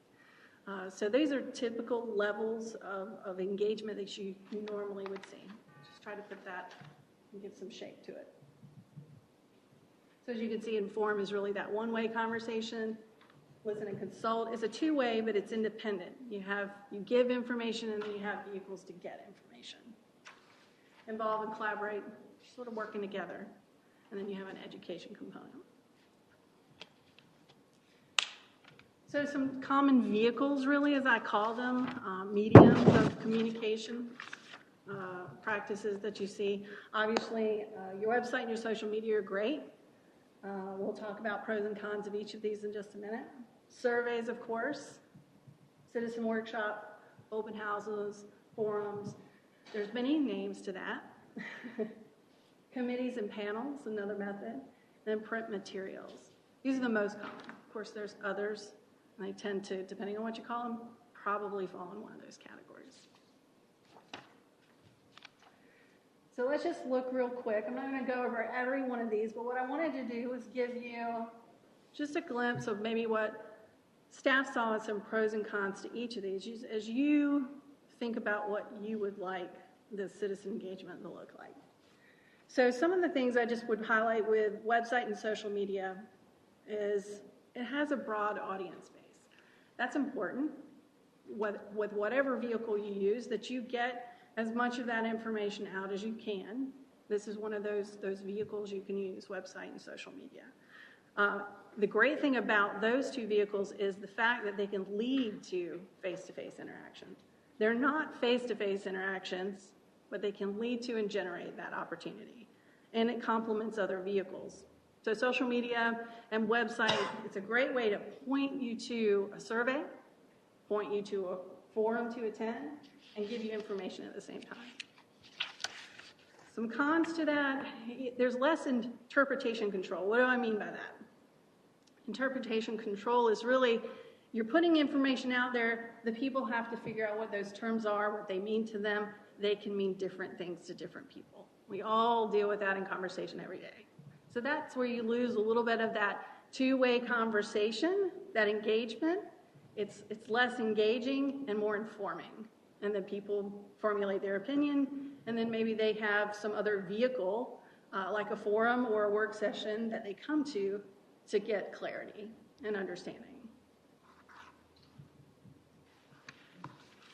Dominant posters. So I mentioned that because social media is great for one thing, but how do you gauge really what the majority says in vehicles like social media, for example? You can have dominant posters that can sort of take over the tone and tempo of a conversation or a topic that gets out on social media. And so that's just something to be aware of. It can be good. It can also have some negative impacts. It's hard to gauge the majority.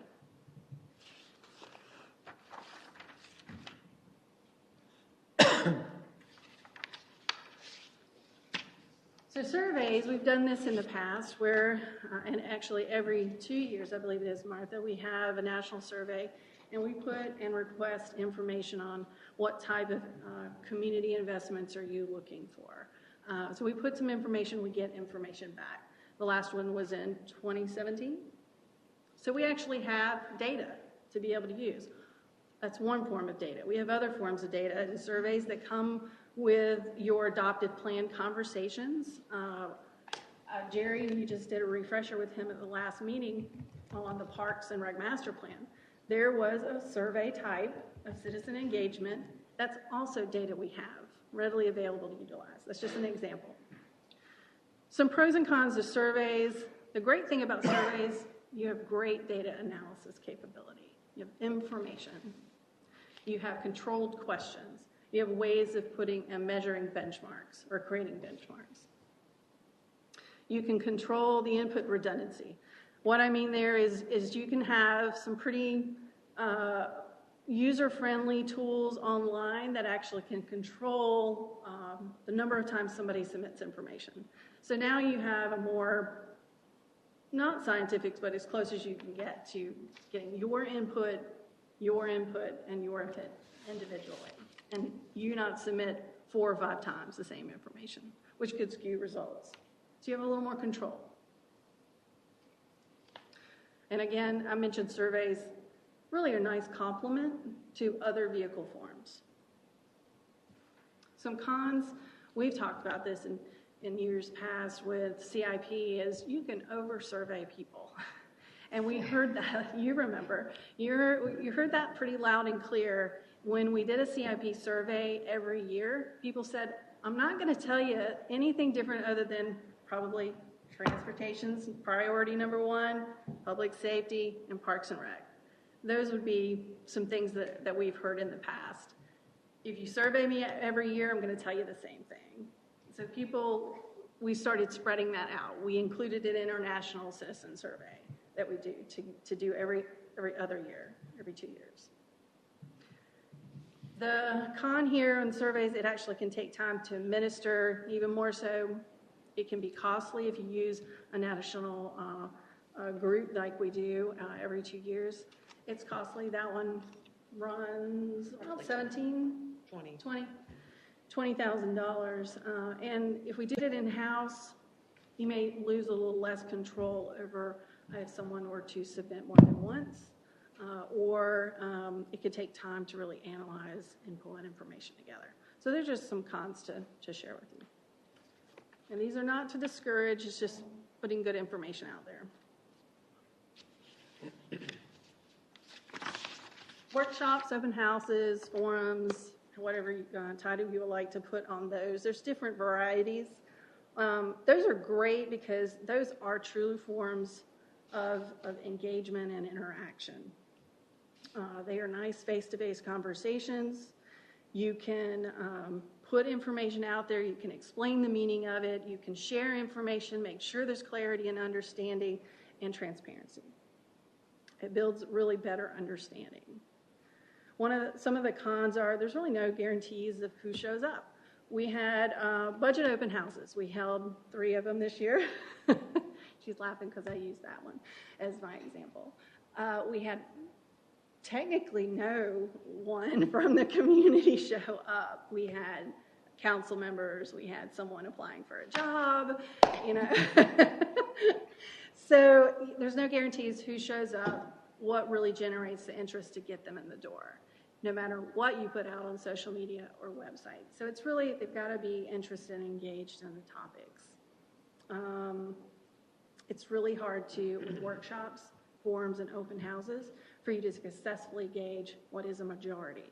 Because really, you're opening the door, and the folks who want to participate come in, and there's no telling if that's a representative of a majority or not, but you do get good interaction. You get good face-to-face time, a nice conversation, and building advocacy for what you as council would like to do with the investments.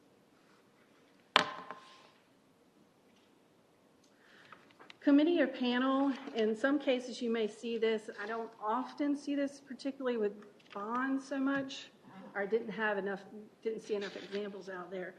But committees in general or panels of some type, whether it be blue ribbon commissions, you're charging this group with some level of decision making or putting together projects or whatever your charge is, you're giving them a purpose. It is great for continuity of membership. You just can decide and control who's on the committee. Participants tend to be very motivated. That's a great thing. Some cons to it, again, it can be difficult to measure if you really had a representation of a majority, because it's only a select group. It's not you pulling the community at large. Cost inefficiencies there. Generally, it requires staff support. It takes time to put these things together. If you establish a committee, we now have to abide by open meetings laws. We have to take minutes. Those are the things that I would be talking about there.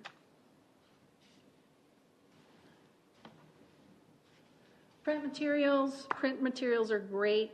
They're one of those things that can get good information out there. It leads to face-to-face interactions. It generates momentum. People, hopefully their interest in coming to forums or engaging on our website or in our social media or on a portal or any other vehicles that we may put out online.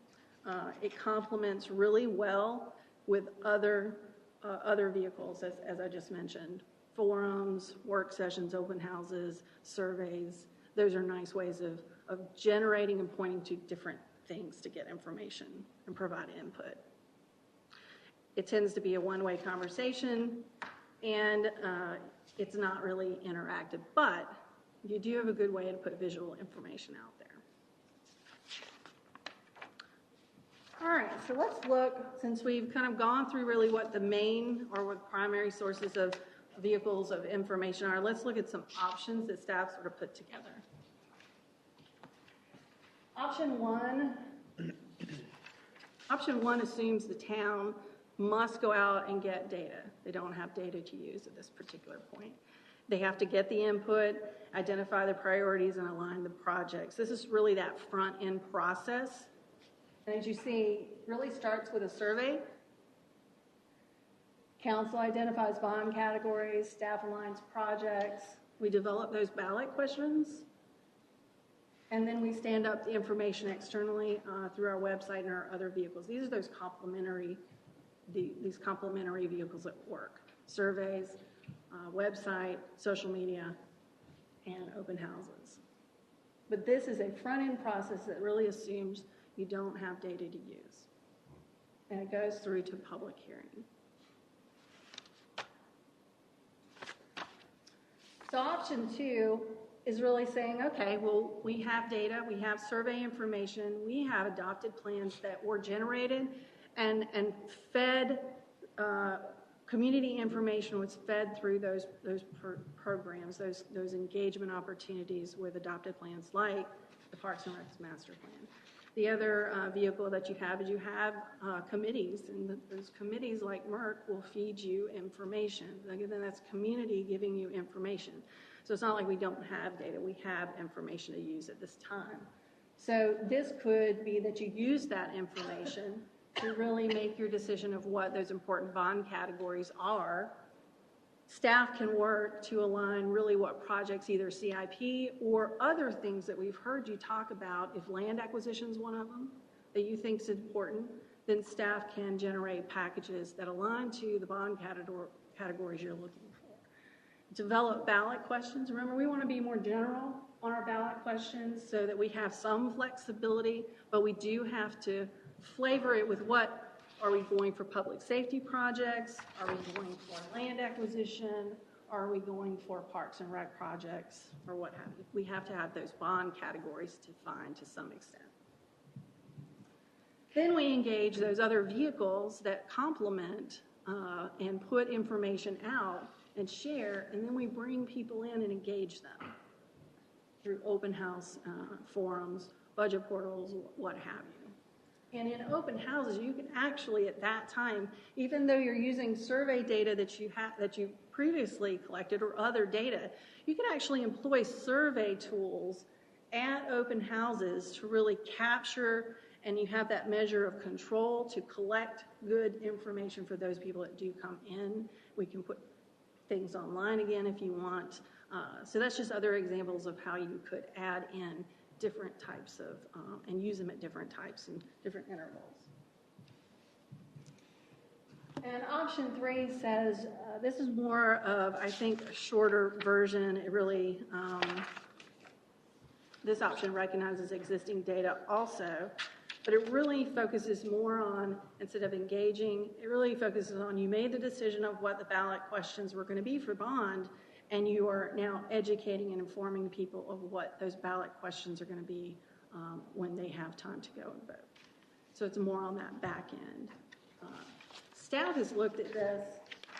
We really would recommend, based on really your conversations and the input that you've provided all along, and you referencing the 2012 methodology, we said, okay, option 12 really probably aligns more to that. It really recognizes that citizen input, meaning you're using information you've already collected. You're telling people in the community, I valued your input in 2017. I valued your engagement with the Parks and Rec Master Plan adoption. Those were important. I'm carrying that information forward and making decisions. And it recognizes and engages citizens and gives them an opportunity to help you with your final decision making. Before it gets to the ballot, and allows that for that back-end educational opportunity. Once you do decide what your ballot questions are, again, you can put in play and opportunities for educating the public, letting them know what these bond packages are and how what the ballot questions mean, and what it's going to do for the community. So again, let's look back at option 2. Using data that we already have, Council identifies bond categories, staff aligns projects, we develop ballot questions, we stand up that information, and we put it out to the public, we do open houses, and we finalize the ballot questions. That's the key piece here, is that you're bringing them in before you make your final decision, and saying, hey, how do you feel about this? And you're using their input on that final decision. And then we're going through our formal process. So what does that look like? If we were to put an entire bond timeline together, and I sort of had to back into this, start from where we know we're going to have the election in November. I have to plan out the formal part of the process because there are some very particular time periods that we must meet in that formal process. And then I move into how can we roll out something like option 2 as staff recommends. You can change that. You can mix it up. Something like option 2, would we have enough time to be able to put it in play? And yes, based on this particular timeline, we could start in January at retreat, making sure that we are identifying preliminarily your bond categories that you're interested in. In January and February, staff can work on really aligning what projects we think we're hearing you tell us about to fit into those categories, put that back in front of you, make sure that we do some check and balance on that, and do our cost analysis. That's very important to our decision process to know that information.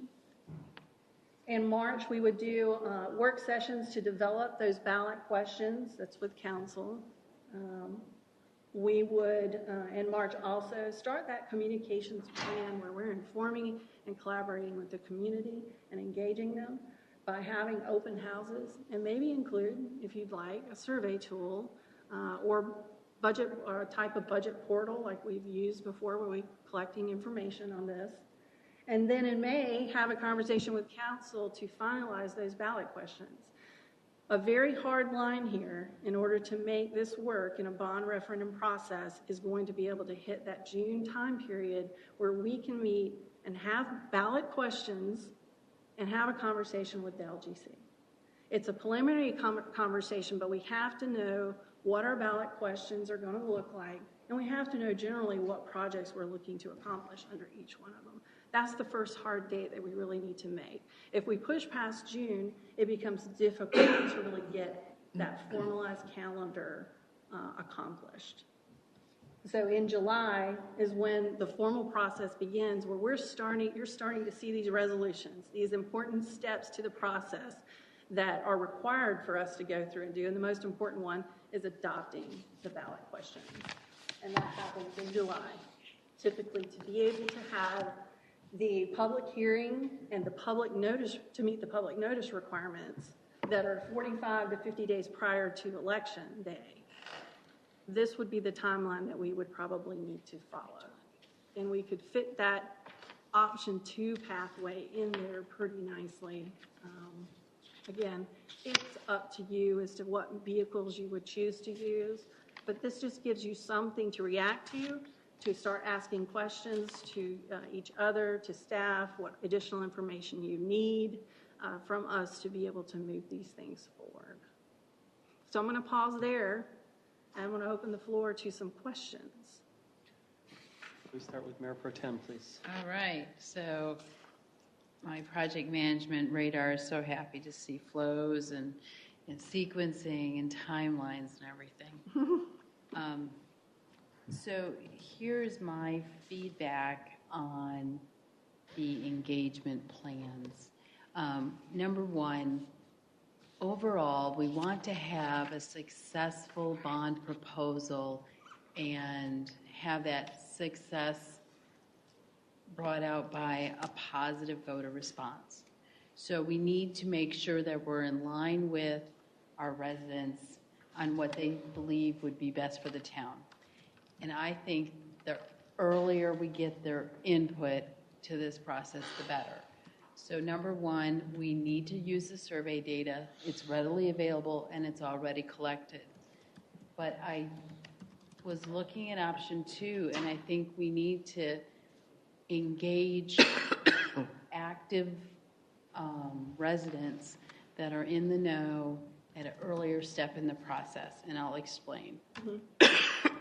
So between the Staff Aligns projects and the developed ballot questions, we could engage 1 or 2 small focus groups comprised of either members from our advisory committees, such as like, we have the budget committee, and they're very engaged in understanding overall, or if we think we're going on parks, get the parks or we can mix it up even. We could have representatives from each of the committees.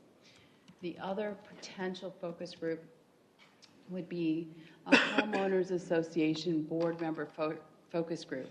So you would ask only one representative from an HOA attend, and it doesn't have to be the president, doesn't have to be the secretary. It'd just be one person from Ridgemont, one person from Breckenridge, representatives, just so that after staff has developed the projects that they're thinking about and also some associated funding, to do a check step on the focus group saying, hey, we're thinking about this.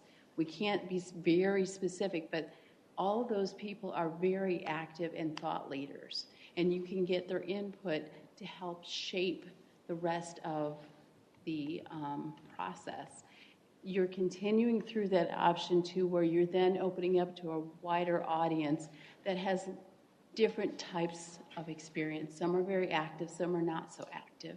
And that conversation will refine itself over time so that when you get to your final questions, you've really had a good vetting process by the residents, as well as possibly us. May I ask a clarifying question? Sure. So in your suggestions, make sure that I understand timing-wise, would council need to vet those staff-aligned projects before or after we seek input from the community? My understanding is we can't really prescribe those projects. We're just going to be talking about the project buckets when we talk about a bond. So I'm a little leery on talking about specific projects when we can't promise that. I understand that. So let me clarify. Ballot questions can be general, but the LGC is going to look for you to say, are you looking for a new fire station? Or is it land acquisition to do a fire station? They're going to look for some detail of information, some level of detail. So typically, for example, in the recent past, we went to them and we discussed types of road projects, that it was a state road, that it was a road to expand connectivity in this particular area. It was going to open up tax base. They're going to expect us to have that level of conversation of what benefit it's going to have. So there's some level of detail and conversation at that preliminary discussion that we need to have some backup to the general ballot questions. The ballot questions can be general so that in case it doesn't work out that you can purchase this particular land, for example, for the fire station you intended at that particular location, you have the flexibility, because it's public safety for fire stations, to be able to go and target a different piece of property. So that's just an example. Okay, so to answer your question, I think that I still think the focus group should happen before that initial developing of the ballot questions, because it will give you, it might not be the final one, and the council might also be a focus group, if you will, but the point is that before you define those initial questions, to get that gut check, to make sure that the staff's recommendation, there isn't something that suddenly appears, because sometimes when you put those things together, you find unexpected results, which are positive, and complementary. So. Thank you. Councilman Rowe. I like the idea of having focus groups, because I think that we typically hear from, we have very engaged citizens, but more and more the same people coming and giving, people involved in our committees and advisory committees. And I think, we hear from some of the larger neighborhoods, but I don't think sometimes we hear from across the town. So I love this idea of focus groups, combining that, like HOA, different HOAs across the town, from Town Hall Drive to Preston, Breckenridge, Kit Creek, Providence, getting these focus groups to talk amongst each other, because I believe that that's not happening today in Morrisville, and I think that would give us a better idea of getting citizen feedback on those bond projects that would have the greatest bang for your buck, so to speak, in terms of across the town. Like, so for example, as I get around to town and, read people email me back from my newsletter, I sense, and it's something new to everybody, that looking at the buckets, transportation, mobility, more transit options is clearly what a lot of people want. They want to see us making the kinds of investments in addition to what we're already getting from DOT. And then projects getting kicked back from DOT, which I think concerns people in Morrisville. So this is an example of looking big picture at the buckets. Transportation could be one, parks and open space. People love parks because if you invest in parks, then they can go take their families there. We've talked about Crabtree Nature Park and open space. So I think just going through the big bucket categories, and for me, the way I get those buckets is just looking at a strategic plan. So public safety, you brought up a good example about, we have livable neighborhoods. So public safety, police, fire, those kinds of things are going to make people feel safe. So I guess, what I'm saying is having those buckets, getting the focus groups or the committees that we have to come in and say, okay, what are the potential projects? And of course, staff comes into that process recommending what are the things where we could use some extra revenue through bonds to do and get stuff done.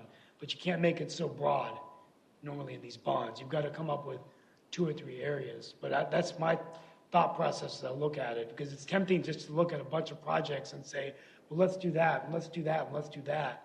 But I don't think it should just be a list of projects. I think it should be a list of projects based on wide citizen feedback across the entire town, and those projects that can help us show that if we do this, we're going to be solving this problem that everybody across the town can benefit from.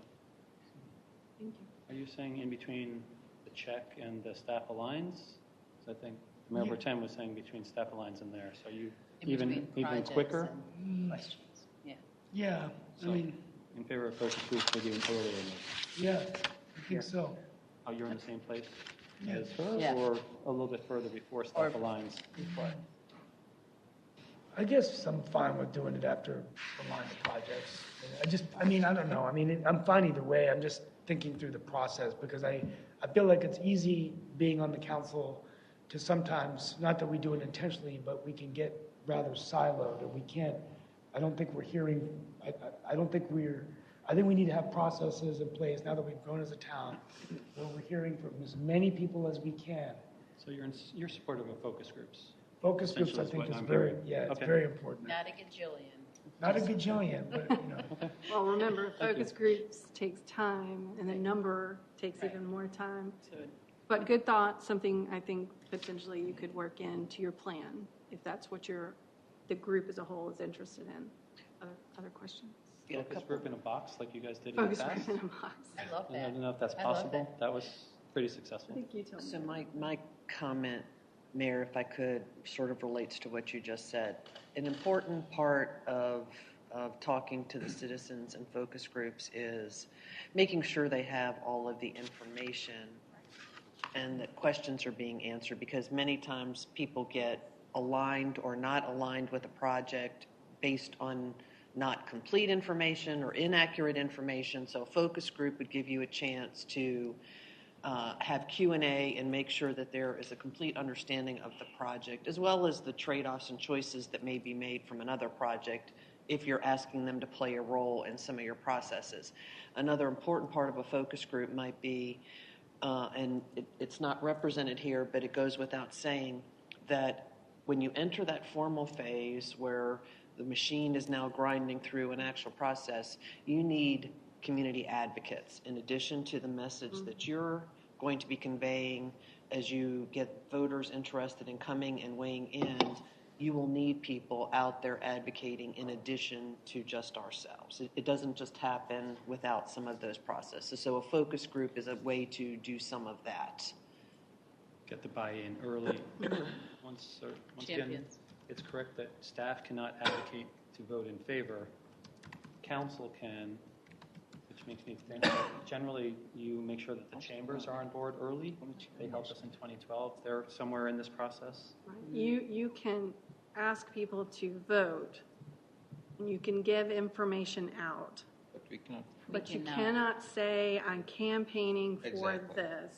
It is a vote of the people to decide whether or not they want you to utilize this form of funding, GO bond monies, for these projects. That's the ask. So there are legal limits around that, and I have given you some FAQs on bond referendum and those protocols. I can give you some more information on that particular behavior and what you can and can't do. Okay, great. Councilmember Garamella had some thoughts? Yeah. When I see the staff-aligned projects, like I was just thinking back of my mind is we have, 176 people who work in our town. The staff is pretty critical. They work day in, day out. Might be we can just ask them too, what are their thoughts, about, the bond, because we could be thinking, as you rightly said, about all the sexy projects. Many projects are not sexy now. And we will come to know, we know, you have already captured, but at least give them a input, session for them. And also the advisory committees way before, because when you're going into those, we have almost, 70, 80 advisory people total among all these things. This is like a flat survey to them because they are interested. They come to meetings. They understand, Parks and Recs could give some, public safety. We have more, several committees, it's like a common goal, give it, because we know that they are pretty engaged and they can act as our advocates, when it goes down to. Great. Thank you very much. Councilmember Johnson? So, Jeannie, the only thing I highlighted in this whole presentation was the one bullet where you said buy-in and understanding. And I think the sooner we do that, the better, and the more frequently we do that through the whole process, the better, too. So I'm fine with a focus group. A couple of months ago, I brought up at a roundtable that we should have a committee to help us with our bonds. It didn't go anywhere. But if I called it a focus group, I guess it would have gone somewhere. So it is the same thing. So I think that's important to somehow have buy-in and understanding earlier. We have lots of data that's very valuable and very important. But to Martha's point, we need advocates in the community who are going to be able to understand the whole process and then be able to share that too out in the community. And that, I think, is going to be critical. So however that all fits in there.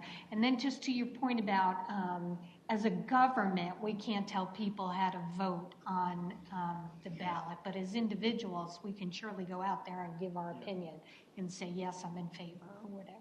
So, but yeah, we'll need to go through that again. I'll give you some examples. We actually was a conversation at last year's budget conference of the do's and don'ts of bond referendum with council, particularly with council. So I'll dig up some of that information. There were some good examples and samples of those do's and don'ts, what you can say in an advertisement, what you shouldn't say. Or on social media. Yeah, or even on social media. Actually, social media, there were several examples. That would be helpful. And guidance. How big is our ballot, you think, in 2020? I'm sorry? It's a presidential. Yeah, exactly. Oh, yes. It's like a 3-page ballot or 2? It'll be a long ballot. It'll Right. We'll get more people will vote. Mm-hmm. Any follow-ups for Councilmember Johnson? You good? Mm-hmm. Okay. Councilmember Schlenk? Yeah, I'd agree with staff's recommendation. Thank you for the work. Timeline, I think that's realistic. I just had a thought about the bullet finalize/approve ballot questions. When I see finalize, I think that's like, okay, it's an up and down vote on what already exists.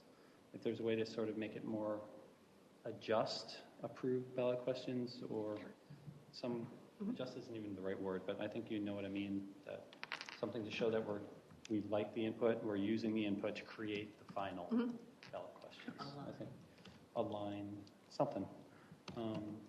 I'm a little bit concerned that budget time is always really busy, and we're essentially saying that the hard question and the thing that we have to get done is right in the middle of when we're usually very busy trying to have the final work sessions, approve a budget. Staff is feeling comfortable that the timing doesn't need to be staggered more. We don't need to move this up a little bit to make sure budget is not, that we don't shortchange either of those. Are you going to move it up? We're already in practically December. So Our capacity. we are already working on, obviously, the item related to council's adoption of a 2020 meeting calendar and where things happen, in particular where information is going to be, the best and most accurate information is going to be available for us to make budget recommendations, some of which are some of our projects, some of which are revaluation, the other topics you're talking about in this bond. And so we've aligned it, and we know what we have to do.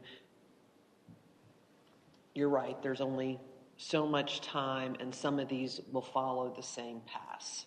So we've staged it out to feel comfortable with this recommendation, and looked at where and when we can ask you to have really substantive conversations. Don't go anywhere in May is all I might suggest to you, because we might be spending lots of time together. We looked at all the options. We looked at moving this up. We looked at moving the budget process up. And just there's just some constraining factors, including external factors, the league events, the other things that you're committed to, this is I think, the best timeline we can offer. So it fits really well, if I can tag on to that. As Martha said, your CIP conversation and your budget conversation run in parallel every year. You're just adding the layer on the CIP conversation of developing and going out for a bond referendum. Same realm of conversation, and you're moving those paths forward together. And we develop an internal budget plan. We basically have our calendar from here to the time you adopt your budget, generally all sketched out by October, November. We're just layering on, really fitting in these other mechanisms that must occur to meet the requirements to go out with the bond referendum. But your conversations really stay in the same vein. And it's important for you, as you're talking about bond referendum and projecting long-range forecasting, to really have that understanding so you can build that and work that into budget assessment and analysis for where do you see your future in 5 years from now, and what might that look like if we are issuing debt and adding that back in. So it's a part of the conversation. It's meant to go together in parallel. And we have finance staff who are well-versed in bond referendum. They'll be tapped in to help out with these processes, and as well as some other folks that'll be able to help move this through. And I, like many of my colleagues, would be supportive of a focus group. I really like the idea of involving our citizen advisory committees who are already engaged and somewhat informed about the process and how budgets work. So that would be a really good group, I think, to make sure that we're hearing from. And then some kind of broad-reaching would be really nice. Open houses are always nice towards the end, and that gets us more buy-in. So I look forward to more of this. I think everyone's had a chance. Did anyone have some final thoughts on this? Is there anything else that you needed from us, Ms. Hook? No, that was great conversation. Thank you very much. Okay. So it sounds like option 2 is where we're at. General option 2 tweaked a little bit, picking it up a notch. Wonderful. So let me just pull you back a little bit to the information we shared with the placeholder policy input. And again, I gave you a synthesized version. I just wanted to kind of wrap that up a little bit, see if you had any other follow-up questions, any other information needs, any other conversation really that you needed to have with each other. Remember, the placeholders are town center, I think we have a refresher coming up on the 26th, just a reminder. Affordable housing, you are finishing up with your consultant. Greenway improvements, very good observation, Councilmember Schlink. We have Parkland Pavement in Lieu, that's a potential funding source to be able to do that. The transportation plan did set out criteria and scoring of those segments. What may need to be done is prioritization as a potential next step. We talked about as a placeholder land acquisition. You really are touching on town center, parks, and rec master plan needs, and really our staff needs is something else we heard from you.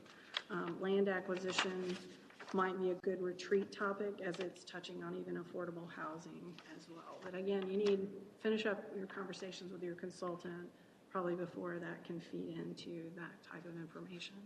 Transit-oriented development was the final one. And again, transit-oriented development, receiving that final transit study was a very important step, and actually understanding where the TOD site is through the land use plan update are important nexuses there. So again, I'll pause here. Did you have something? Yeah, I'll just offer one of the things that I heard from council when we talked about these policy areas. So you've given us some feedback. So now it's okay. What do we do with it? So we need to, and what I heard back from council is it would be helpful if maybe staff put together some, I'll call it guiding principles to allow you to react to rather than you coming up with it from whole cloth. I think we're prepared to do that as well, but would suggest it would be better if you prioritized which ones you want us to work on first so that we're making progress in some fashion rather than trying to do them all at one time. And there are interconnectivities to some of them, and I recognize that. But, and I would even go so far as to offer the sense of the conversations might be town center, because we've gone so far. And that conversation on the 26th is really part of that, okay, what is the policy or the principles that you're looking for when we come back and hit that pretty strong in 2020. And land acquisition is the other one that it's just touching everything that you do. Mm-hmm. And so I would suggest that might be a prioritization over the other. We've made some good progress on getting some other stuff that will help us formulate the affordable housing one. Staff is working on pulling back the sidewalks and refreshing that, and a prioritization and evaluation process similar to something like that will help us with the greenway. So some of these things are going on, but we've got to have a plan of attack to make headway on taking your input now and making it into what your policy document is that guides decisions. I agree. I was going to say land acquisition first because that also touches on town center, but those I think are the top two. It touches that. It touches your parks and rec discussions. It touches your public safety discussions. It's touching all of those things and what that means. Land is becoming more scarce by the day. And the town center is a very important project. So do we all agree that those two would really rise to the top as to where to focus our energy in the near future? Well, we're going to have this discussion again on the I don't want to make anything. that narrow decision right now, TJ. Is that what you just said we were going to talk about on the 26th? I'm sorry, Jeannie. Town center's coming up as a refresher for got it. I'm sorry. Okay.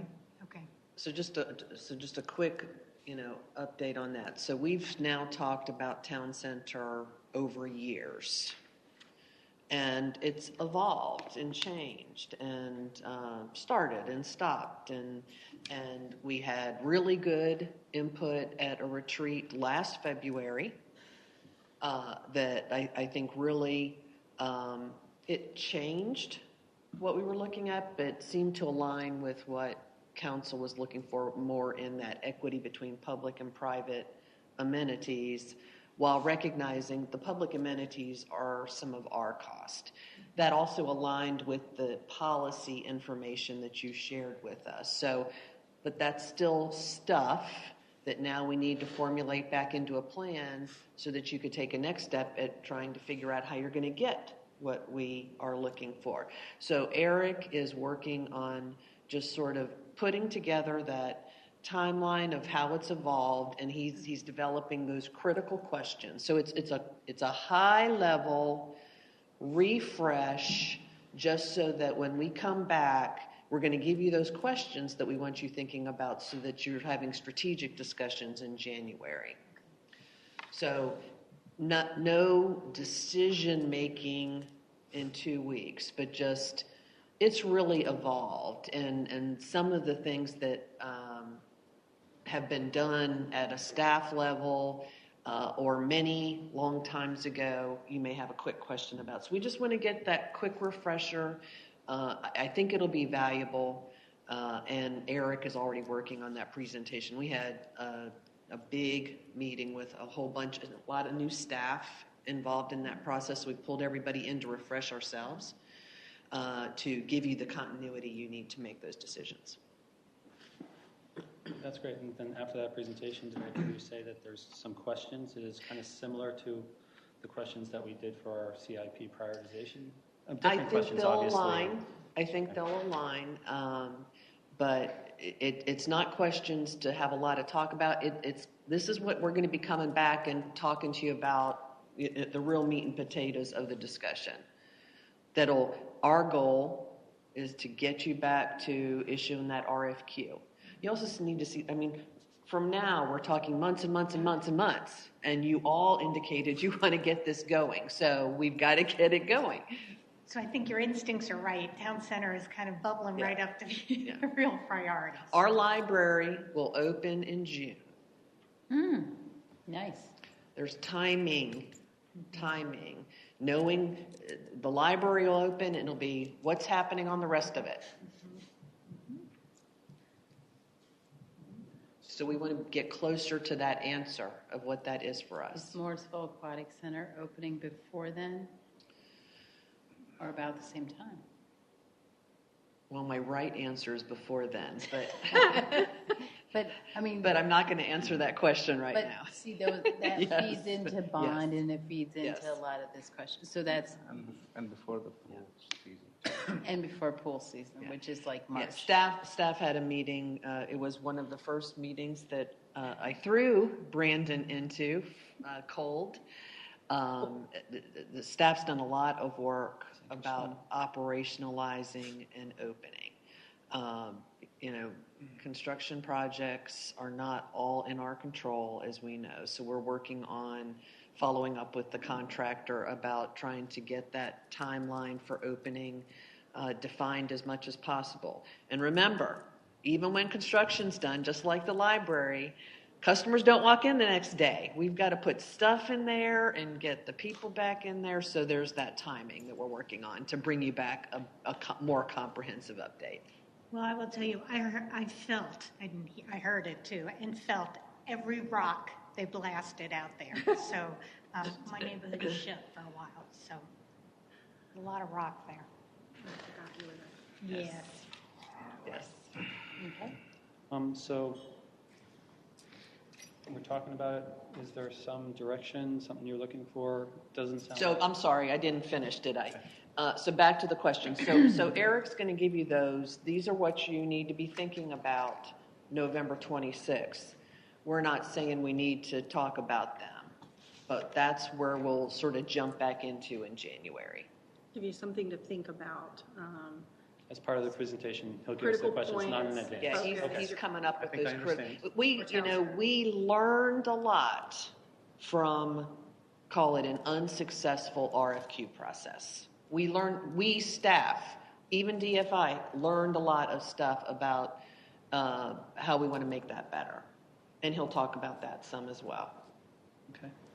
And similarly, land acquisition, we're coming back with some general ideas about how we can move forward with some policies. We are working on that. I don't have time-focused things, and I expect you might talk about some land acquisition things with Town Center, but that's a premature thing for me to say at this point, till you have your conversation. Any other thoughts about the placeholders that Jeannie just went through? Want to share more thoughts? And these were really useful, the questions that we all answered, you compiled, and I think, like was said before, we have a lot more in common than different on each of these items, and it's just a matter of allocating the resources and moving forward with them. And maybe how you get to that outcome. Maybe you agree on the outcome, but you might not agree on exactly the path, and talking through what that is and what it means to you. Okay, Councilmember Schling. I'll put a plug in what Benjamin said about betterment costs, because you have road construction coming down the road. The McCrimmon's bypass, I mean, the grade separation, then you have aviation, airport, all those things. Right. Even things on Davis, people want to be able to cross the street on Davis. Maybe you have a walk or flyover. So those are betterment costs that I think Benjamin said can be quite substantial in the past when he's briefed this. So just keep that in mind. So would that be, are you indicating you want to sort of add another placeholder?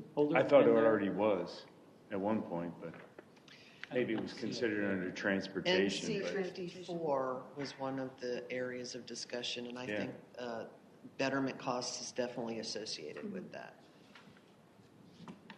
Okay, good, thank you. Okay, so I think we're looking forward to the 26th, digging in on Town Center again, getting up to speed again. It's very important to all of us and the residents of the community. I don't think we had any other items tonight. No. Motion to adjourn? There we go. I heard a motion to adjourn. Second. And a second. All those in favor of adjourning for the evening, please say aye. Aye. Any opposed? Okay, that carries unanimously 6-0. It is 8:48. We are adjourned. Thank you all.